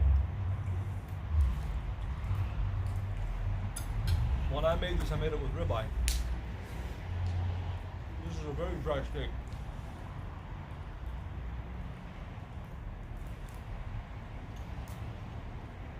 And the butter,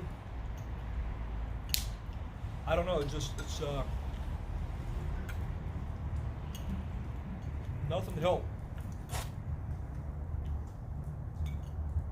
I've had New York strip before, but this is bad. I don't understand why. It's overcooked. It's dry. It's tough.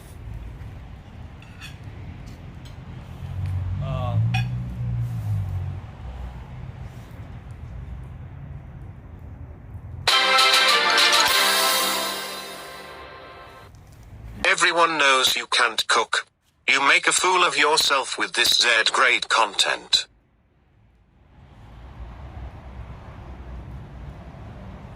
I'm gonna grab it here. I don't think that.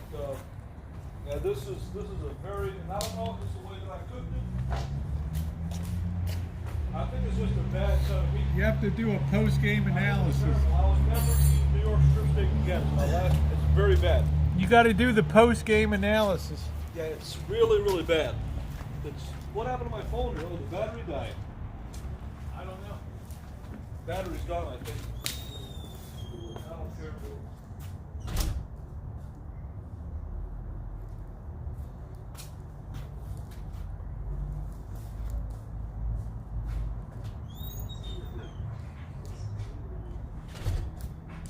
right.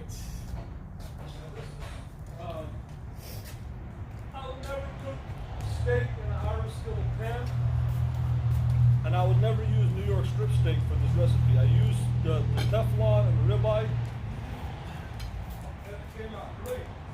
But this is really, really bad. I can't even eat this.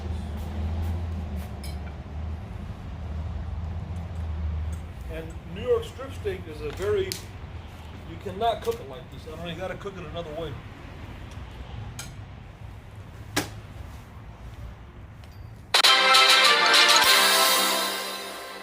Not eatable, basically. Blame the grass the cow ate. I think that to be honest with you, very, very tough. None of that helped it out at all. And it's not well done. You see, there's still pink in there. It's not even well done. You see that? You see the pink in there? I guess it's steaming it. It's got some moisture out. I don't know. But last time I made it with the ribeye steak, see if I can put that on. Last time I made it with the ribeye steak,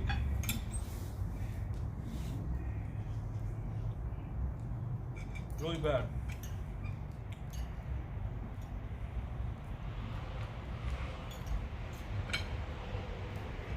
I'm going to have those peas if you don't want to have. Yeah. Let's see.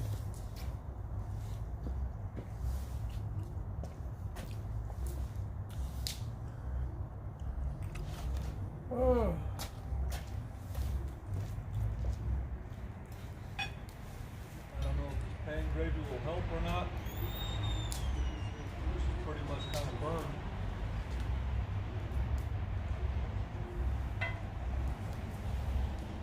But this is not good to use with, I'm surprised it came out like this. It never came out like this before when I did it before. I don't know if there's anything that you must worry.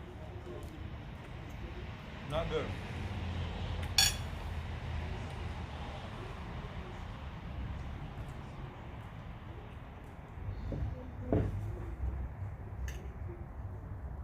And I don't think it's my cooking method.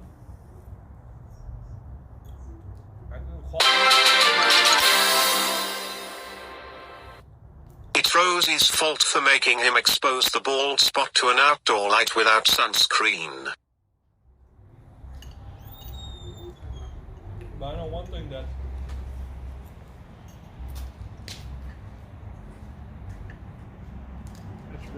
that's Checkers Drive. I'll tell you one thing, when I made this on a Teflon pan with ribeye, it was unbelievable. I'll never use a cast iron skillet to cook a steak. And I'll never use a strip steak. I don't know what it is. It's a tough cut of meat.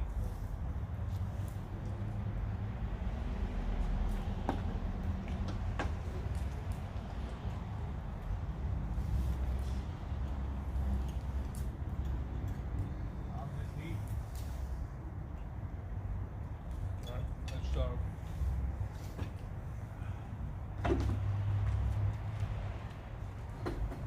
So, do you buy strip steak? How do you usually cook it? We usually have this again. We put it in the grill. So how does it come out on the grill? Tender? Yeah. You mean it's so how what do you make it to what cooking thing? Marinates it the night before. Oh, she marinates.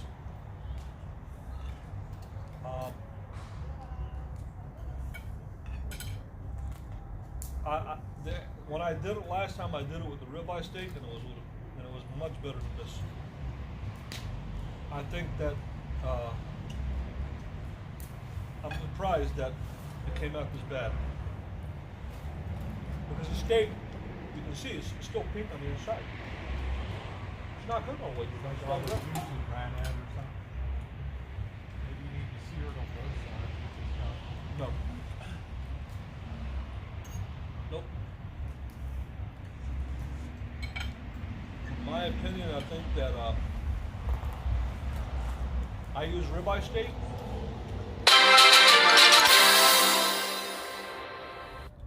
I I could cook a brick better than Elba cooks anything.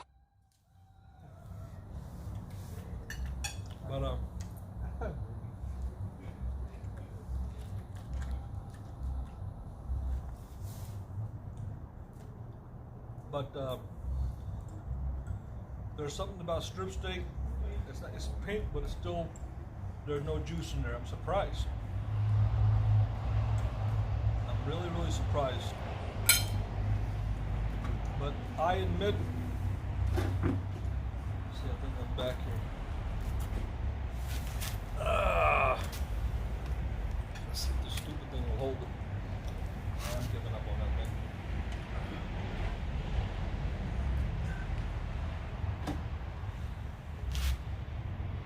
Once they lose that rubber bottom. Yeah, so I think that very bad luck with this. I'm surprised. But this, I don't understand how the juice came out completely out of the steak.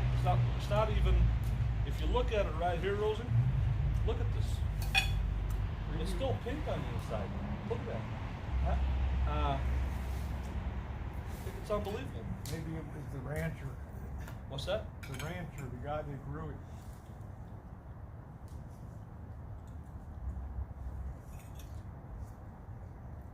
Out of my whistle. Because you see how it's pink on the inside? It's not even, it's still, Yeah, yeah, exactly. So, just like the juices. yeah. You don't think searing the other side was? No.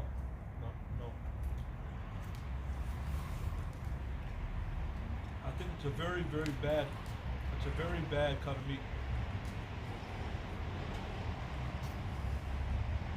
Because how do you the juice You got the restaurant cut the New York strip. Yeah, for people, well, Rosie. From this vantage point I can definitely tell you a 44-gallon drum will fit on his chair. Really? well, when I look at this thing, if you look at it, I'm bewildered. I really am. Well, I don't know how to explain it, but the ribeye steak with a Teflon pan and doing it my way came out much better than this. This is I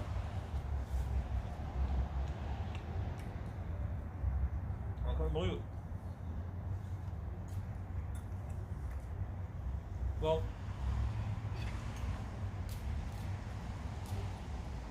I think I learned two things. Don't use an iron skillet to pan fry steak. Don't use New York strip steak. And if I stick to ribeye and Teflon, I know it works. But it doesn't work on this. And I don't know why.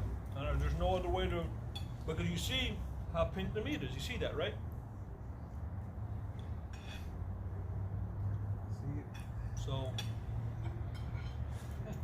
Well, it it is what it is, man. yep, it is what it is. Now, if you would have got ribeye, I don't think you would have had this problem.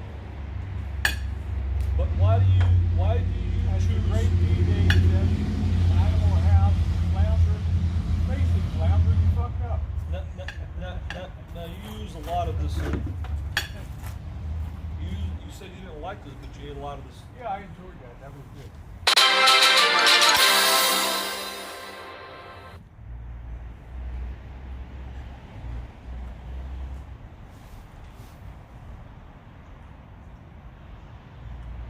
Okay, so what's the difference between this and A1? You said you like A1 better, right? A1 has more Worcestershire fire. What is the difference between this? It has more of a zing to it. Just a little milder. Okay, so let me ask you this. Why do you choose New York strip over ribeye or filet mignon or any other steak? Why New York strip? I think it's the worst cut of high-end meat. I think a ribeye steak and filet mignon is better. Why New York strip? I've always had great New York strips and restaurants. It's always a staple of the, Okay.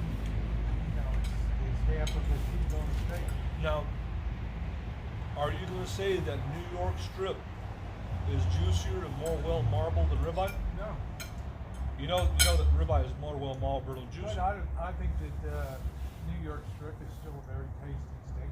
But is it as juicy and marbled as ribeye? No, there's no. So,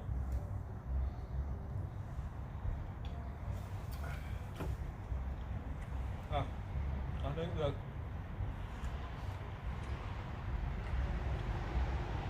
I've made New York strip. Where you got this meat from? Where did Sand niggers can't cook, that's all.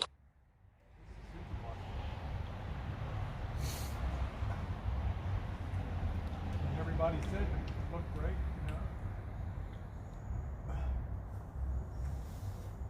I admit that, Maybe you just cooked it. I don't know. I know I use this method on ribeye steak and it works. Why does it work? Replicate on this? That I surprise can't me. answer. I don't know. I ate it all. I'm full.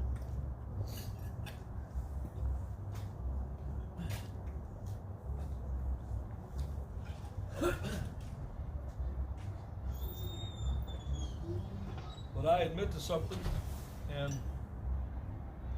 I admit I didn't cook this steak in a bad way. I think I used the proper method. I think this steak is not a good cut of. First of all, it's not a good. I've had New York strip steak, but whatever quality of beef is that they're using here, and this was $13 a pound. That's terrible. I've had better sirloin. I've had more juicy sirloin steak than this. I don't think it's my cooking method, and I'm not going to blame it on myself. I'm going to say it's the quality of the steak. Because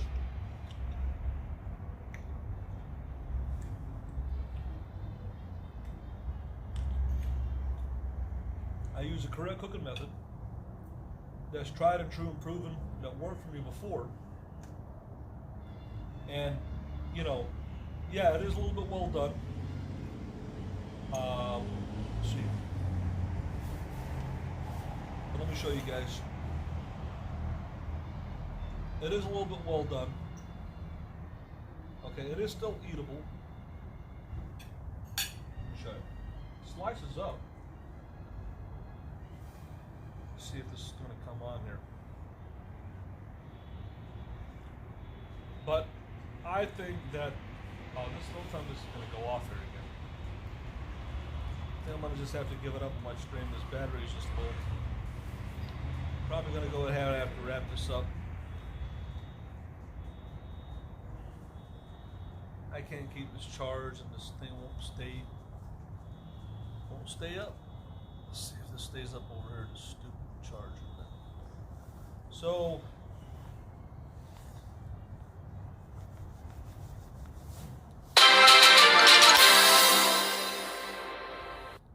Incompetent people never shut up. You failed again, baboon. I learned a lesson here.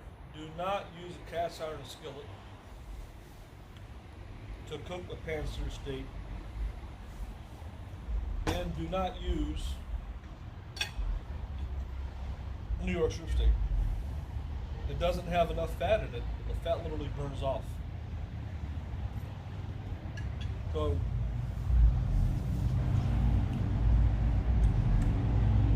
in my life,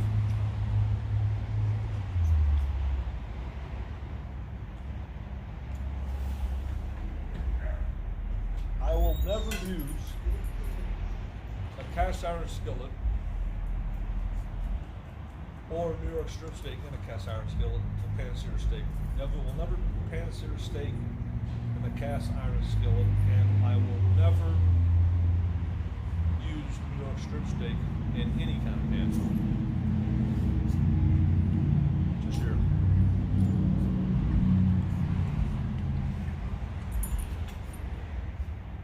That's the lesson I learned.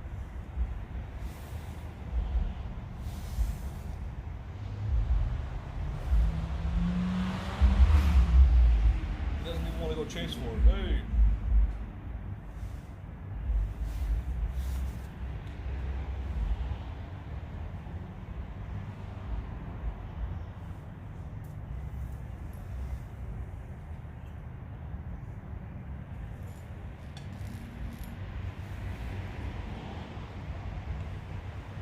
Let me cut some of this up.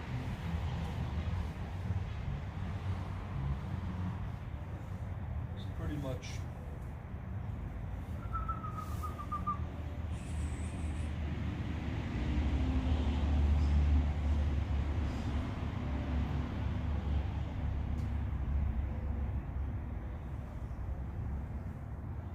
Hey.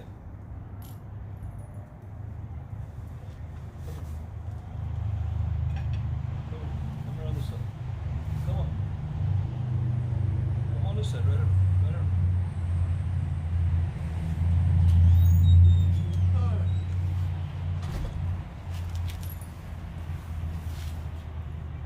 Well, take a guess what kind of steak you bought in the fridge. What's that? New York strip. Now, knowing what you know, why would you have ever bought a New York strip? I never tried New York strip on her. Last time I made it, Man, my teeth feel like you're, ooh, again. Chopper's got to work out. yeah, it's, you know, I've had, well, I thought the taste was pretty good. It was just, you know, once it got tough. I never thought, they say you don't steam it, it's beef.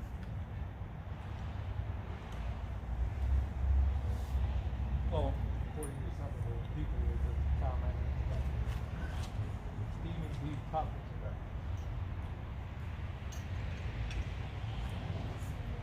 I don't know, I'm not if you have a cut this thick,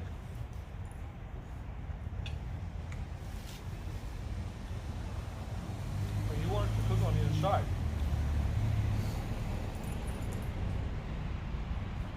you have to cook it on the inside. So why do people, when they grill meat, they'll sear it, and they'll move the steak to a cooler part of the grill. Otherwise, you're gonna end up burning the steak. There's no way you can cook steak at one level and then just take it off and say it's not really works. I use yeah. So I look at it like Look at it as a learning experience. You know? It's like doing a van build. I look at it like it doesn't matter what I did to that steak. I used butter. I used a low heat so it didn't dry out. I didn't slice it. I did everything that I could in my power for it not to come out like rubber. Well, But I it's think still maybe developed. steaming for a half hour is something to find. I don't know. I'm just No, speculating. I no. don't The know. method that I use works and is proven. I use it on ribeye steak. I think that this was a bad quality cut of meat. It was the cheapest. It was a, even though it's New York strip, it doesn't mean that it's a good quality beef. It could be New York strip. It doesn't mean it's Angus beef. I didn't see it written on there Angus beef or Asian beef. We can't afford Angus beef in this neighborhood. Right. Now, if you can, I've seen my cousin make this on the grill like you. I've seen him make it on the grill, okay? And I've seen him to cook it to a very medium pink, and it was pretty juicy and eatable. Is it better than ribeye steak? In my opinion, it's not. It's just, I think it's all about an opinion of what you like. Even if you cooked it on medium. Cast iron skillets are the best and any steak can be cooked properly. Chefs use either the 2-1 rule or 3-1 rule, not just sear it on one side. The method you used is called the fail method. Propane grill. I've seen my cousin have it, and so I've seen my cousin have it. It's tender, it's red, but there's no marbling to it. The only part of the fat on a New York strip steak, that's the problem with it. The only part of the fat of the New York strip steak is this side, and the fat is like rubber. It's not eatable. On a ribeye, you can eat the fat. I It's know soft. you bought a New York strip.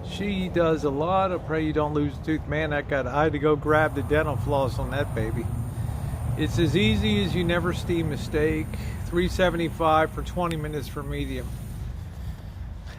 I'd like to try that. I've never done that. Cast iron is where best. I'm just getting other ideas. Teflon is a brain tumor waiting to happen.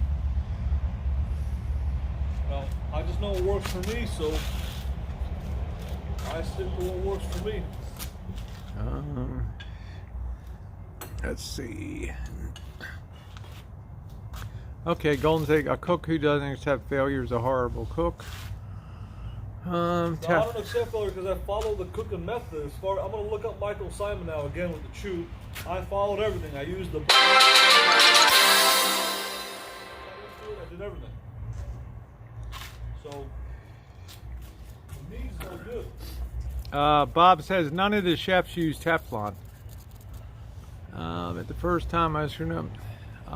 It wasn't, it wasn't cheap.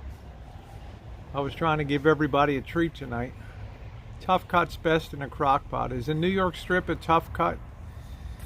Tell Elvis how to Google how to cook the perfect steak and he will see what he did was not correct. Okay.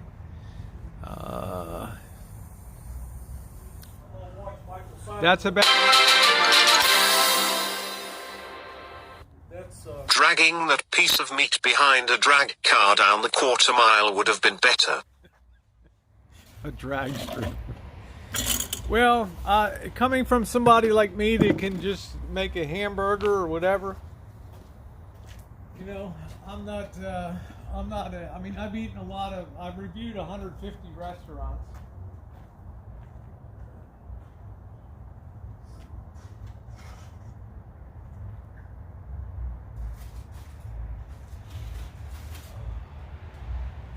All right, guys, I'll be back in a minute.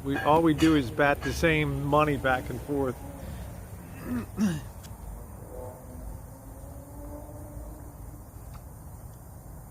Well, another cooking experience. Because no shame in badly cooking this. Stop blaming others. Go watch a YouTube vid about cooking a steak. Okay. Yeah, codfish and chips. That's my favorite. You need a meat thermometer. If he continues to cook steak, that would help him a lot until he gets the hang of it. I don't know if he'd ever use a meat thermometer in a steak. Would you ever use a meat thermometer in a steak? You don't need a meat thermometer. Nope. All you need to do is, well, I know what works for me: a Teflon pan and a ribeye steak. And I did everything as far as I remember. Oh, the bag of innards inside. Yeah, I've seen people do that. Yeah, the peas were good, and the fries. They were just Checkers fries. Well, I'm not one to give. I don't do that. Jen's done all the barbecuing here, and Teflon is amateurish.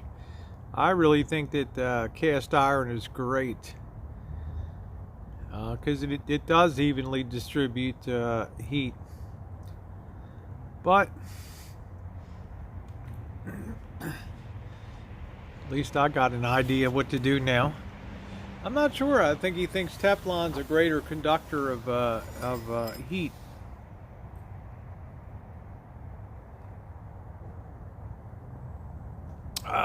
See, cast iron is the best. Where'd you get? Amanda May worked for him too. Look at how that turned out. I would rate it probably, because of the toughness, I would say probably a 6 out of 10 tonight. The flavor wasn't bad, but I was surprised for the amount of salt and pepper that went on it. It seemed to me it all went down into the juice. I don't know. So I'd give it a 6 out of 10. Cut an apple in half, place the cuts inside neck, help keep moisture in the breast. That's a good idea, Mike. Who knew a trucker could be such a good cook, huh? Cast iron's the next. Would you give? Yeah, I'd probably give it. Yeah, maybe a 65. Just because I had to run for the dental floss, I would have been miserable if I couldn't have gotten dental floss. Anyway, his teeth are holding well. How are your teeth doing? My teeth? Yeah.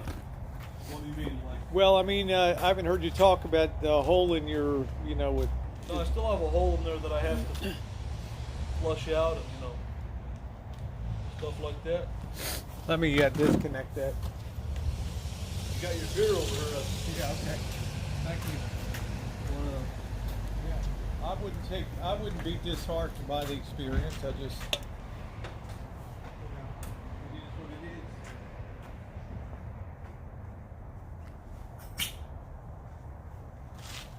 Where do you put this at? I'm going to put that in.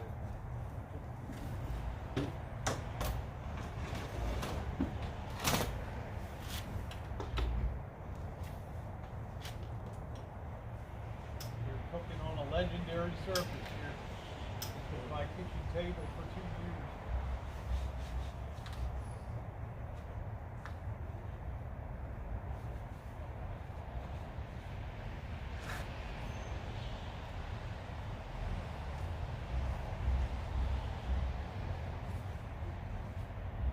Careful, these are sharp as hell around the lower rim.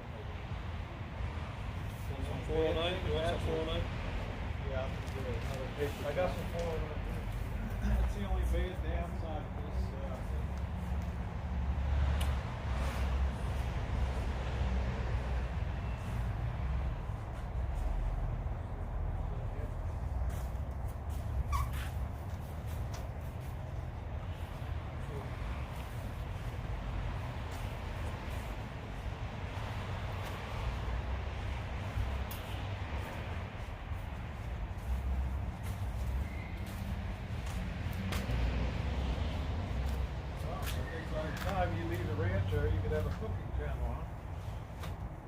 problem with them. We gotta Get a workout. you gotta be prepared. It all takes practice. Well, I've already did this recipe before, and I know I can do it good. So let me put this over here. But the flavor was good. And I never had HP sauce before. That was good. Yeah, that was pretty good. Let's see here.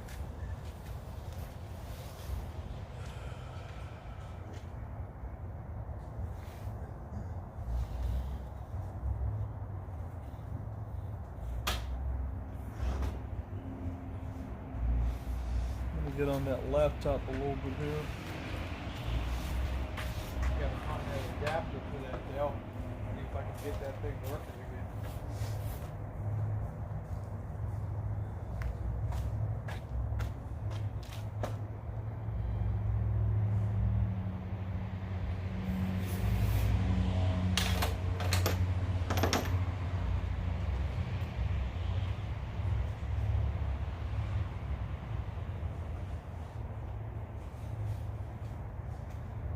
That's why I like making soups and stews.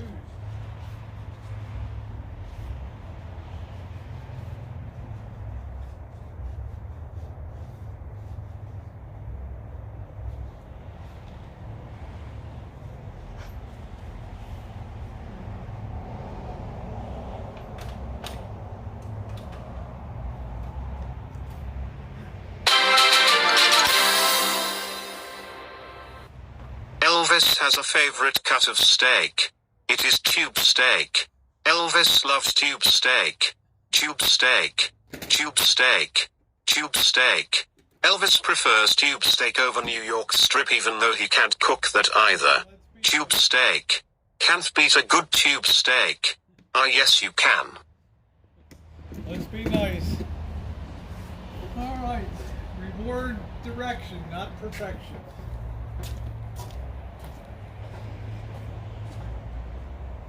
Alright.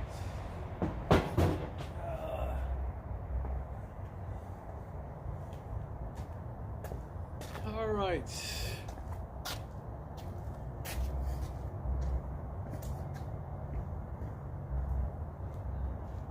think he's going to review the recipe. Man, I haven't used this card table in 5 years. This was my table on the Rancho. First 2 years when the house was gutted. The only flat surface in the whole house. Besides eating on the floor with the dog. That's about it.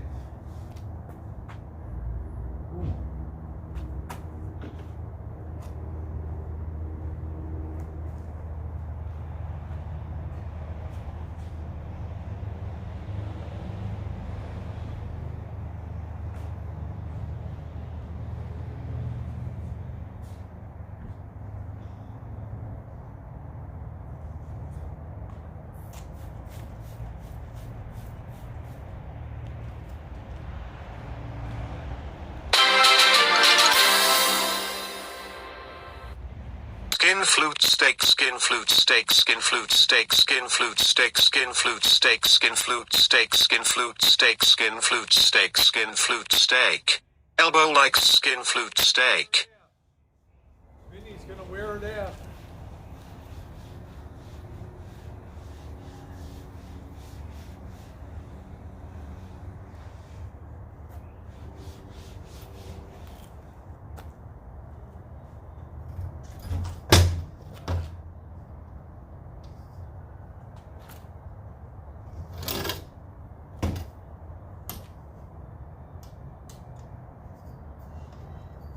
Man, this table's a legend.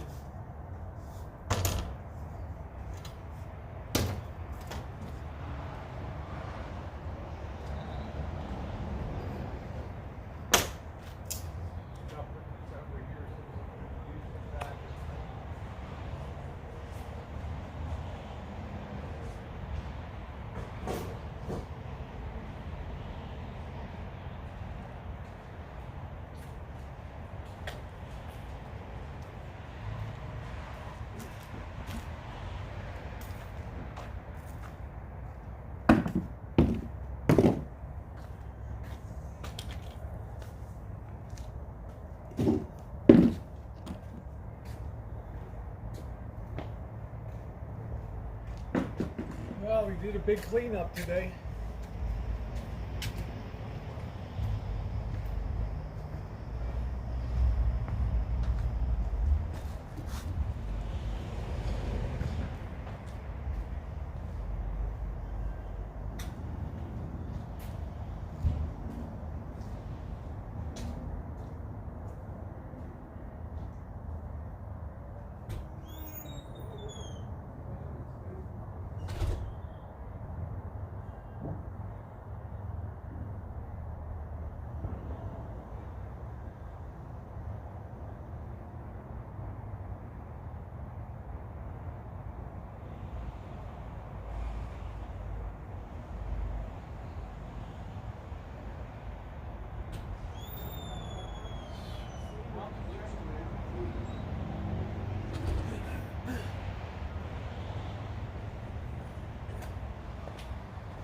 All right.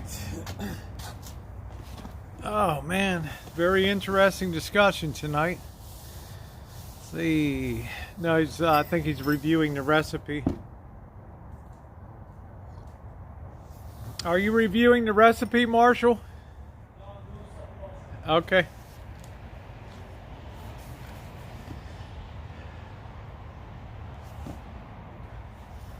Hello, Cupcake. I'm doing good. Hey, Mama Sparky.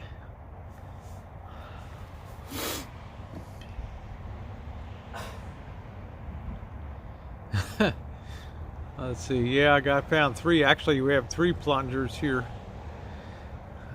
Cook hot dogs and s'mores. Yeah, I might do something. I don't know. I got to pull a rabbit out of my hat Saturday night. I hope it's not cold.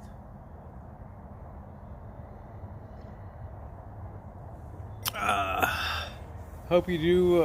One time I had TMJ. It was terrible.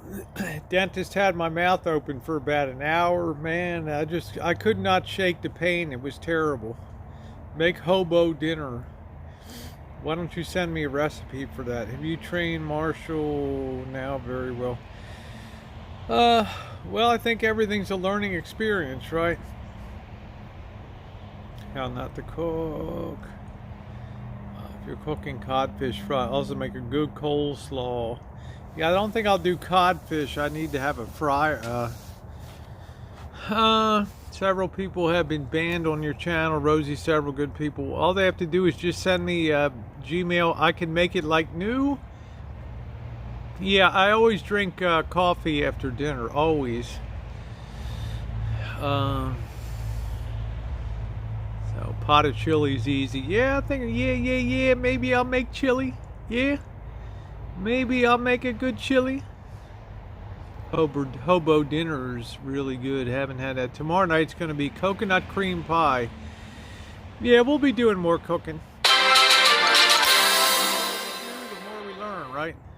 Elbow likes skin flute steak with a blast of face gravy. Skin flute steak with a blast of face gravy. Skin flute steak with a blast of face gravy. Skin flute steak with a blast of face gravy. Skin flute steak with a blast of face gravy. We got it, Vinny. Let's see. I think I had a cast iron skill tie, dropped it and broke it. Man, they got to be hard to break those things.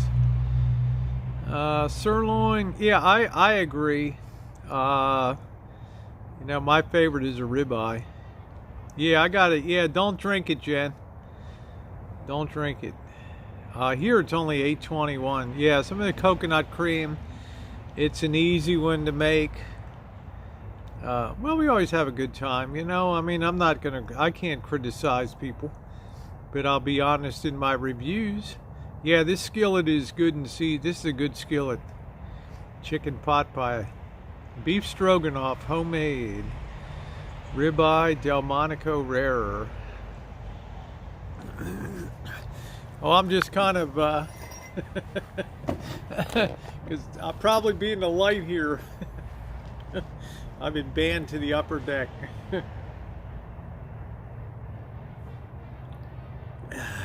It's a no makeup night. Why should tonight be any different, right?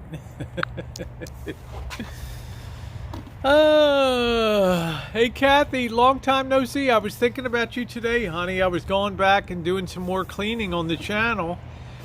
And man, you and I have been friends for a long time, Kathy. I love you, honey. I'm glad to see you. Are you still down in Texas? I admit if something doesn't go. Vicky, you're a brat. Let's see. It costs. Makes it not. Yeah, my thing is really. I just made beef stew about a week and a half ago. So. We'll make Brunswick. Yeah, I'd like to make a good Brunswick stew, but doesn't that have to like sit for hours or something? No, I think he's looking up something on the. Maybe reviewing the recipe.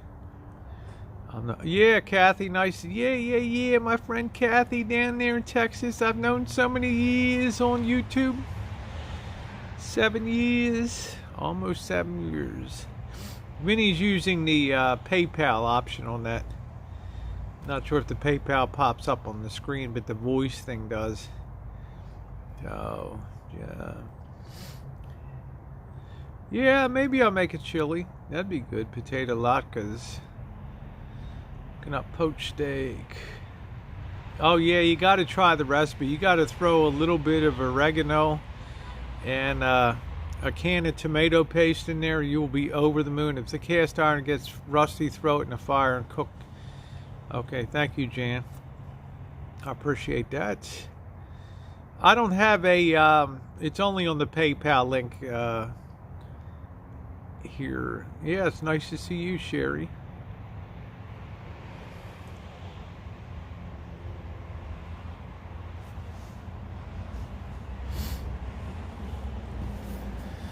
Oh boy.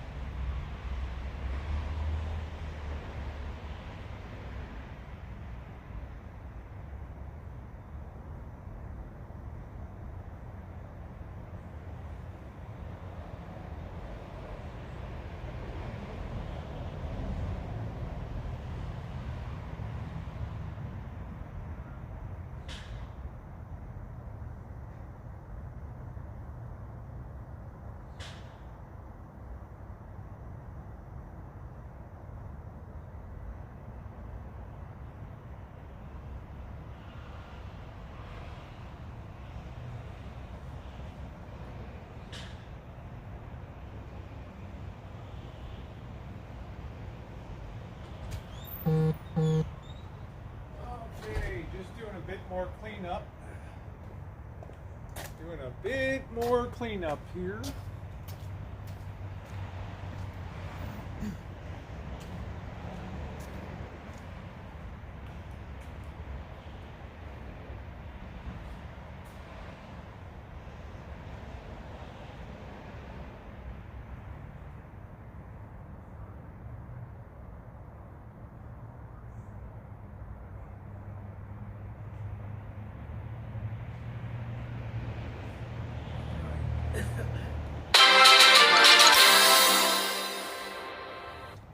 To the intruder hiding beyond the fence. Beware. That's where Elvis likes to drop his deuces. Be careful where you step. He's checking out the Gordon Ramsay's video. Yeah, that's what I say, Maggie. Try, just cook another way next time. No big deal. That's the way I feel about it. I mean, so what? Had fun. I got a full belly. I'll be the one in the firing line on Saturday night, so you know, I always like to pull positive and learn from him. I mean, I've had cakes. I've been on baking hangouts and had cakes break in half when I went to lift them. I've had some disasters in the kitchen.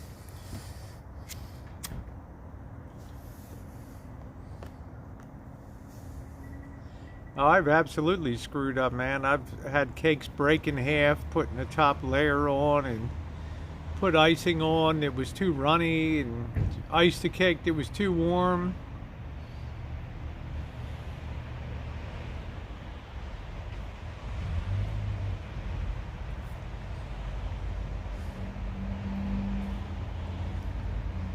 Well, that's the way you learn.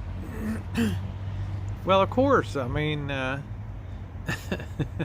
Kitten Cat's a bottom line person. What's the bottom line, Rosie? That's the way Kitten Cat is. Yeah, you can't hide. Wave your arms. Yay!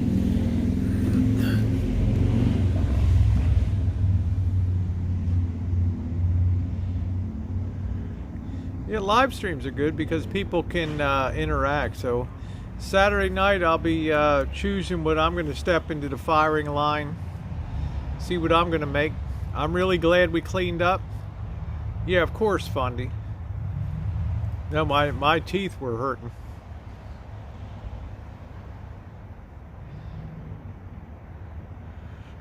You want a new recliner?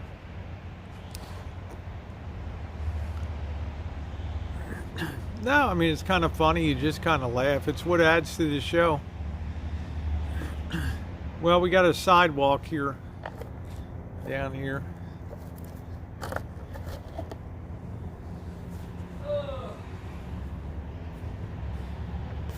I will say I didn't appreciate the grease being dumped right in the... to the table? I packed the table up. What? Are you going to cook again?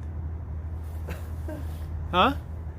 I'm just saying that, well, I mean, I can cook on this. It's not a big deal. Everybody's saying it's okay, Elvis. You'll do better next time, you know? My phone went off. My battery died is what it is. I'm not sure. Yep, my battery died. Okay. My battery died on mine. And my, or is it a 5%? I guess. I don't know what I'm going to make on Saturday night. Well, I just saw some recipes there. What they were doing was they put some oil in the pan, let it season the steak, you know, Yeah. put some oil in the pan and fried it, seared it on both sides. And once they got it seared on one side, then they started putting butter in and just basting it with the butter, searing it on both sides, and then once it was like seared on both sides, I guess you can then cook it as long as you want, and then shake it and let it rest. Okay. So there was no covering going on. So maybe that's, but I don't know. I have to try again. I got that New York strip right there. Yeah, I know Mouse Toes is a good cook. I'm not sure what I'll make. A lot of people sent me a lot of great recipes to try out, so I'm looking forward to that.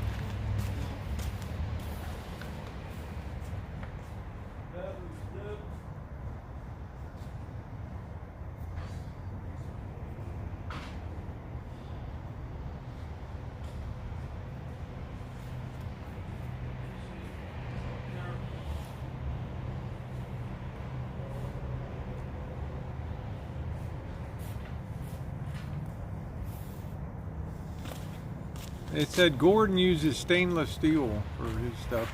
All I said was they just fried the steak with some oil, then they put butter on there, base of the steak, got it charred on both sides, and then I guess you can cook it as long as you want it, and then you just let it rest. Yeah, Jiro said you But- can't cook steaks for a half hour. That's just asking for tough steaks. Well, I remember I haven't done this in a long time. First of all, I didn't even have a chance. Rosie does a lot of stuff that's Johnny on the spot. Cook a steak. I didn't get a chance to watch a video, a I recipe figured it's on how just to a do steak. it. I just I figured haven't you done it throw- in 3-4 I years. figured you just throw it in a skillet and hit both sides. Rosie's a very, I guess, sort of it's spontaneous, or I don't know what the word is. She's sometimes she doesn't let me prepare for things and get when you Yeah, I thought it's do just a something, you have to steak. I prepare, mean, so I it's just like- thought it's a steak. You know, just doesn't throw it, work. throw it in the skillet, hit both sides, and serve her up, man. That's all I thought it would be. I thought it'd be easy The tonight. whole point of this recipe is the butter moisturizing the steak and getting a sear on the steak. It's not like What do I know? it's not like Chinese food like you eat. You throw thin pieces of steak, and that's what you're used to. And you put it in a wok, and you put all the sauces on there. The whole point of the recipe is the searing of the steak and the butter keeping the steak moist and then letting it rest so the juice doesn't come out. But first of all, I haven't done this in 3-4 years. I didn't get a chance to look at a video. Rosie just came out, cook a steak, and then you're on the spot. There's no time to prepare and understand what's going on. You know, I even forgot really whose recipe it was because I was trying to look up Michael Simon's recipe, and I couldn't find it. I even forgot whose recipe I was following, what recipe to follow, whose recipe it was, and how to do it. I just didn't have time. And there's no way to like with the pork chops and the chicken piccata. I knew what I was doing because I've seen videos that did it before. But with this one, and you can't do that. Like when you're cooking, you have to be prepared. You got to know. You got to know the recipe. Everybody's You like, got to "Way- know the cooking method." You just Everybody's can't come like, and say, way "Hey, to go, Rosie. Hey, throw a steak on the thing. Yeah, I mean that's the way we cook it. That's prepared. that's the way we cook stuff. We just throw it in the pan and cook it. It's you like know? me coming up and telling you, "Hey, I'm going to bring you this. I'm going to bring you this transmission. I want you to get down there and fix it, but don't just get down there and fix it. You can't do that. Well, I thought You have to give a person the time. I thought a steak to- would be very simple tonight. You know, Well, just throw it in the pan and hit both sides of it. Boom, we're eating. well. I'll be the first one to admit I haven't cooked a lot. If you of throw steak. if you throw a steak in the pan and you don't put any butter on it, it's going to be dry as a rock. You throw a steak in a pan Yeah. and you don't But I put any would've butter put- on it, you're going to be eating rubber. It's not like it's. Have you ever cooked steak? Not too often. never seen you It's cook expensive. I don't usually have steak. Like I've never seen you like. And when you cook it on a propane grill, there's no flavor to it. There's no flavor on cooking. When you cook it on charcoal, you get the charcoal flavor. When you cook it in a pan, you get the butter and moist flavor. Sometimes people broil it. That's a different way. I don't know that much about it. But when you I there's like no the way flavor that Sacamano said you just hit it for 5, sear it, and then throw it in the oven for 15, 20 minutes in a cast iron skillet. Well, you know? that method I haven't tried. People do it and they try it, but I'm not going to get into that. Why? I live in a van. I want to make a recipe where I know I can pop it out and do it all in a pan. I'm not going to get out, turn on my generator and get my convection oven and fry it and take it out and put it in there. I'm trying to do a van life recipe, an RV nomadic recipe. So I'm not going to do that because I live in a van. Like I said, I'm not going to do that and turn on my generator and waste gas and put it in a convection oven to try to get that method. I want to do it all in a pan. That's the whole point of cooking with the RV nomadic life, is to do everything in the pan, do it fast, and get it over with. How you But if- doing, Kenny Guy? What's up? But if I were to follow Rosie's method, hey, just throw it in a pan. You throw it in a pan with just some olive oil, you're going to be eating a rock. The whole point of the recipe is to sear, to seal in the juices, and then the butter makes it Okay, juicier. well, like I said, I That's don't the whole really. point I don't of it. know. I mean, I guess I've cooked a few steaks in pans. They seemed okay. You know. So But it's not something I buy often because it's pricey. And I thought tonight would be a special treat because we worked hard here today and cleaned up the workshop. To be honest with you, if I had ground beef and just made Salisbury steak with the gravy in the pan, it would have been a million times better than that. Okay. A million times. There's a problem with that New York strip steak. There's no flavor in it because all the fat is on one side. There's no marbling to it. So if you don't cook it a medium rare, it's going to be a rock. It's the worst cut. Well, I meat. guess I'll make chili and skillet cornbread. The filet mignon is tender, very tender, and if you cook it a little bit, it's like butter. And then ribeye is buttery because there's so much marbling in there. It's so good for Philly cheesesteaks, for steak. But the New York strip steak is a tough cookie to deal with because you got the fat on one side and on the other side is just meat. There's no marbling. Right. So, there's no, the only way the New York strip comes out good, you have to cook it rare and slice it thin. Maybe it's the kind that's best on a grill, just grilling it, New York strip. Well, like at restaurants, they just throw it on the grill and, like open flame and do that. Really, what's the difference between New York strip and sirloin?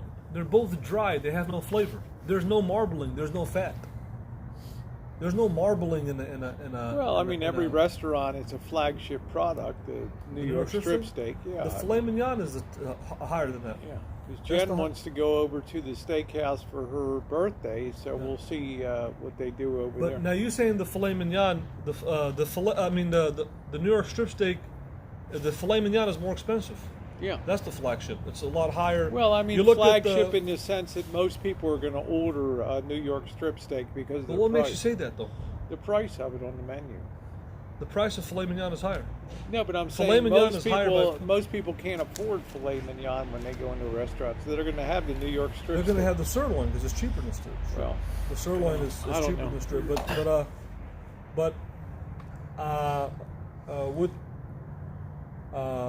filet mignon is very expensive. Yes, it is. Filet mignon is a better. Filet mignon is much. It's more like expensive. the top cut of the. Top cut of the. Yeah. Yeah. It's to me, there's no difference between a New York strip steak and a sirloin. Sirloin is cheaper. It's the same flavor. They're both dry. They're both pretty bad. You know what I'm saying?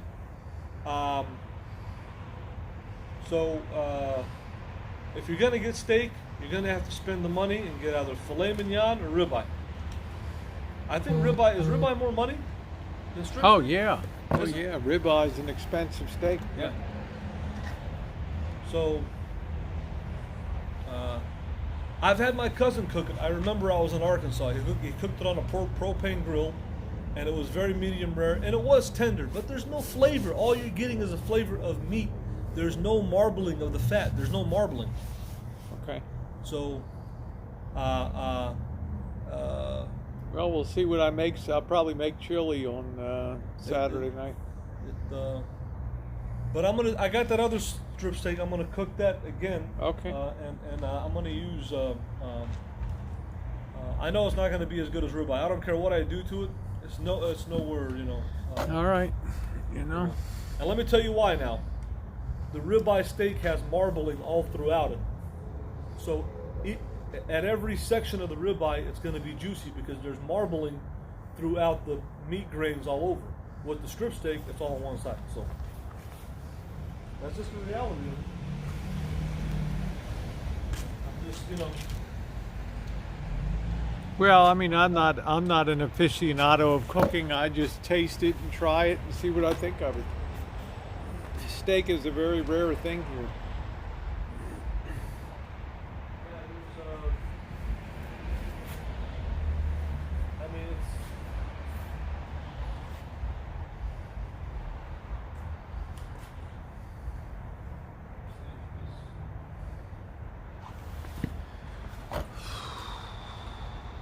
Yep, cook every day, no big deal. Yeah, ribeye is a really tasty steak. There's no comparison. There's no comparison. Well, Terry, it's a very rare thing for me. Every night I usually have salad and ramen noodles. So please don't assume that you're eating down market from where I am on a daily basis. My everyday diet's a salad and a package of ramen noodles. That's it. But with New York strip steak, if you cook it more than medium rare, you got a problem because there's no fat. You got fat on one side, and on the other side you got nothing. So Yeah, as he practices, he'll get better. Yes. But I think it's I'm not sure if I'll make it chili, but it'll be a live thing Saturday night. I'll be behind the table. I'll give it a whirl, see what I can do.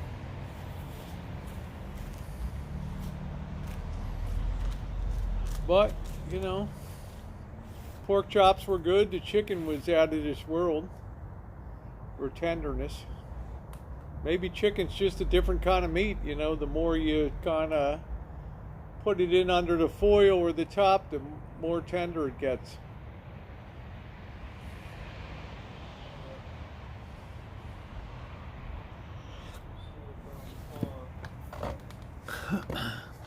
That's my thought. And get this, yeah, call Dave and get the expert steak opinion.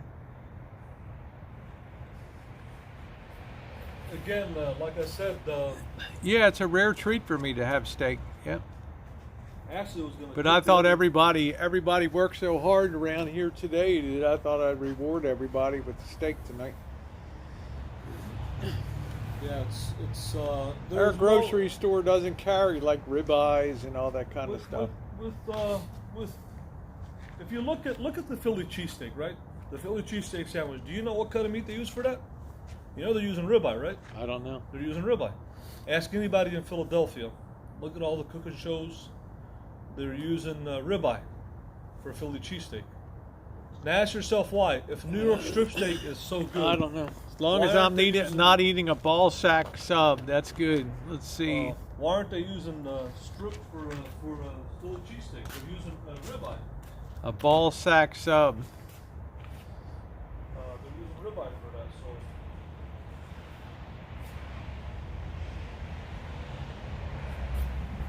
So we'll see. Anyway, the more you do, the better you get. So, you know. That's.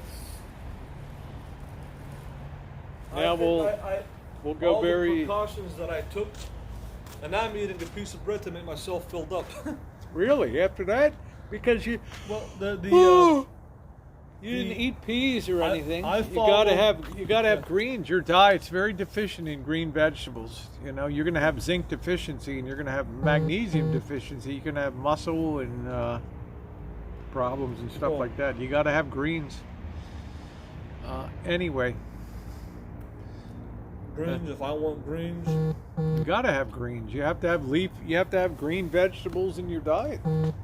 well, Broccoli, asparagus, salads, things like that. They're good for you. They give you magnesium, which is an important. That's when I used to have leg cramps and I started taking magnesium. They went away. This Dr. Napoli says something like 80% of Americans are deficient in magnesium, and explains a lot of sudden death heart failures too. From all that is a spasming muscle, is a heart attack. So, because I was miserable with leg cramps, man, in the middle of the night, even walking, they started catching up with me. Once I started taking magnesium, boom, no more problems. lettuce is not considered a green superfood. You want green? Well, I don't want a superfood, but you're missing any green in your diet. You're getting Your diet's very poorly balanced. Well, Well, that's the truth. If you took a cooking class, you know that you have to balance your diet with greens and carbs and the lettuce, for example, not just lettuce, with- but peas and beans, green beans, things like that. Right. You get, if you're getting canned vegetables, they're filled with salt. Well, I wouldn't get canned vegetables. You're getting nothing. I don't If you want to use eat canned. green, you get fresh, or they got to be flash frozen. Yeah. So you don't get the salt. I don't ever use canned And- greens. And the greens, as far as kale is a quality green kale. Then you got collard greens, you got turnip greens. You know, like you said, you got broccoli. But eating spinach is good. Yeah. But eating like lettuce, all it is water. No, there's Like the lettuce. Do you think you're getting your greens by the Rosie? I've seen how Rosie eats. She gets her greens. It's lettuce. All it is water. The carrots, you're getting the beta carotene, is good for your eyes, and she puts Thousand Island dressing in there. She's not really. I don't consider that a super green. I don't It's need a not- super green. I just need a green. You know, there are some benefits from salad. Is a green. It's a Lettuce mixture is of just spin- water. It's not iceberg lettuce. It's romaine and other ones, and It's not a super green And food. tonight I had peas, and you didn't have any peas. You know. You know, it's not a super green food. I mean, you got to face the fact that your diet's deficient in greens. That's all I'm saying. Well, Fresh vegetables are critical. It's okay when you're 37. When you hit 57, No. 60, all that shit starts catching up with you, you know? And it's like, man, when I was 55, 57, the leg cramps were vicious. that's why I want to get some spinach. I can get some spinach and garlic, saute it in a pan. That's, you get your greens like that. The Tabbouleh salad is very green. You get green onions, you get parsley. Cilantro is a detoxifier.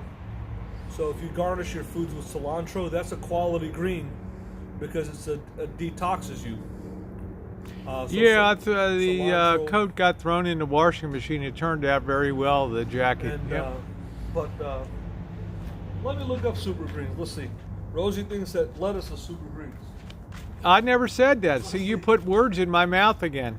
I never said that lettuce was a super. See, you just BS, Marshall. You say things that aren't true. Well, you said you're I getting never greens. said that lettuce was a superfood. Mine is an iceberg lettuce. It's romaine and it's baby spinach mixed together. It's a spring garden mix. It's organic. But it's not a super green. And I might use a tablespoon and a half of dressing on it, very moderate. You need to have a certain amount of oil in your diet for good connective tissue and nervous system and things. Let me look up. How you doing, Hop Frog? Nice to see you. Yeah, I never said superfood. I don't consider it a super green, but it is a green. I try to eat a vegetable every day, green. When you're getting peas in a can, I started you're getting- adding a you're getting vitamin salt. C. I So- started adding a vitamin C to my diet too. I might try one of these oranges on the tree and see if they're ready yet. Let's go grab one off the tree and see if it's ready.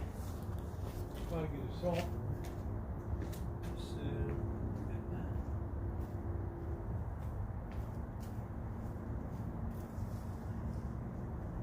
They still feel a little hard. I guess we can slice one open and see what it's like.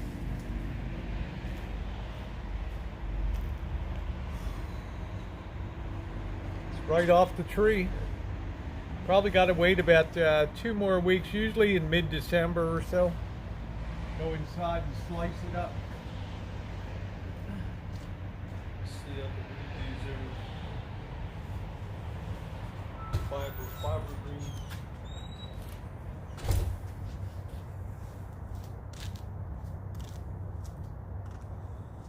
Make some tabbouleh. Kale, collard, Swiss chard, super greens, dill, parsley, basil. I like parsley. It's good with tabbouleh salad. Those oranges are good. Snap peas, snow peas, garden peas, avocados, green apples, kiwi. What is it? Is it? Oh, Yeah, oh, I just took it off the tree. Juicy.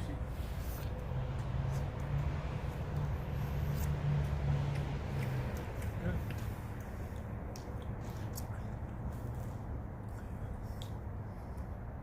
Plenty of juice.